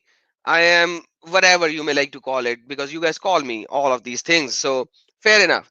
This guy, man, come on, go talk to him. And I will come in. I will join in. I will definitely join in with him because I will Yeah, show you from my perspective as well. And my perspective is his perspective as well. But Jesus is Lord. Jesus is Lord. guys. Yeah, Jesus is yeah, Lord. He came and there is nothing like this in the teaching of our Lord Jesus Christ. yeah, Nothing. Nothing like him. If you want to see the comfort, that's in Bible. If you want to see love, That's the God of Bible. If you want to see passion, that's the God of Bible. Yeah. If you want to see fear, that's the God of Islam. The Yeah. God of True. Islam runs Is through the God who fear. hates. He's the God who hates. Exactly. That's the difference. 20 verses that I've shown, which says he does not love X, he does not love Y, he does not love Z, he does not love etc. etc. But what did God of Bible says? He so loved the world that he sent his only begotten son, who took the sins upon him, and he was made sin when he committed no sin. And he died on the cross for us. And then he showed to the world that I have the authority and the power over death. And he rose up. That's the true God. No other religion in the entire world where the God himself had did this much for his creation. No other world, Mm. no other religion in the entire world where the God did to this extent for his creation, that he would come and dwell in his creation, get stabbed and beaten by the creation, so that he could give the salvation to the creation and show the world how to live the life. And that is why we are called Christians, because we are follower of Christ. Yeah. That's the true message which Muhammad derogatorized. We should go into the Sirah and then show people how Muhammad is the divine being, how Muhammad becomes counterfeit Jesus, how in the Sirah Muhammad is a divine being. You know, he Yes. replaces Jesus, he becomes the counterfeit Jesus. It's crazy stuff. Crazy That will stuff. be really good, because I actually did a comparison between Jesus and the black stone of Kaaba in 13 points, Yeah. because so this will be also very good, so we can actually do that. This is Momo. Yeah.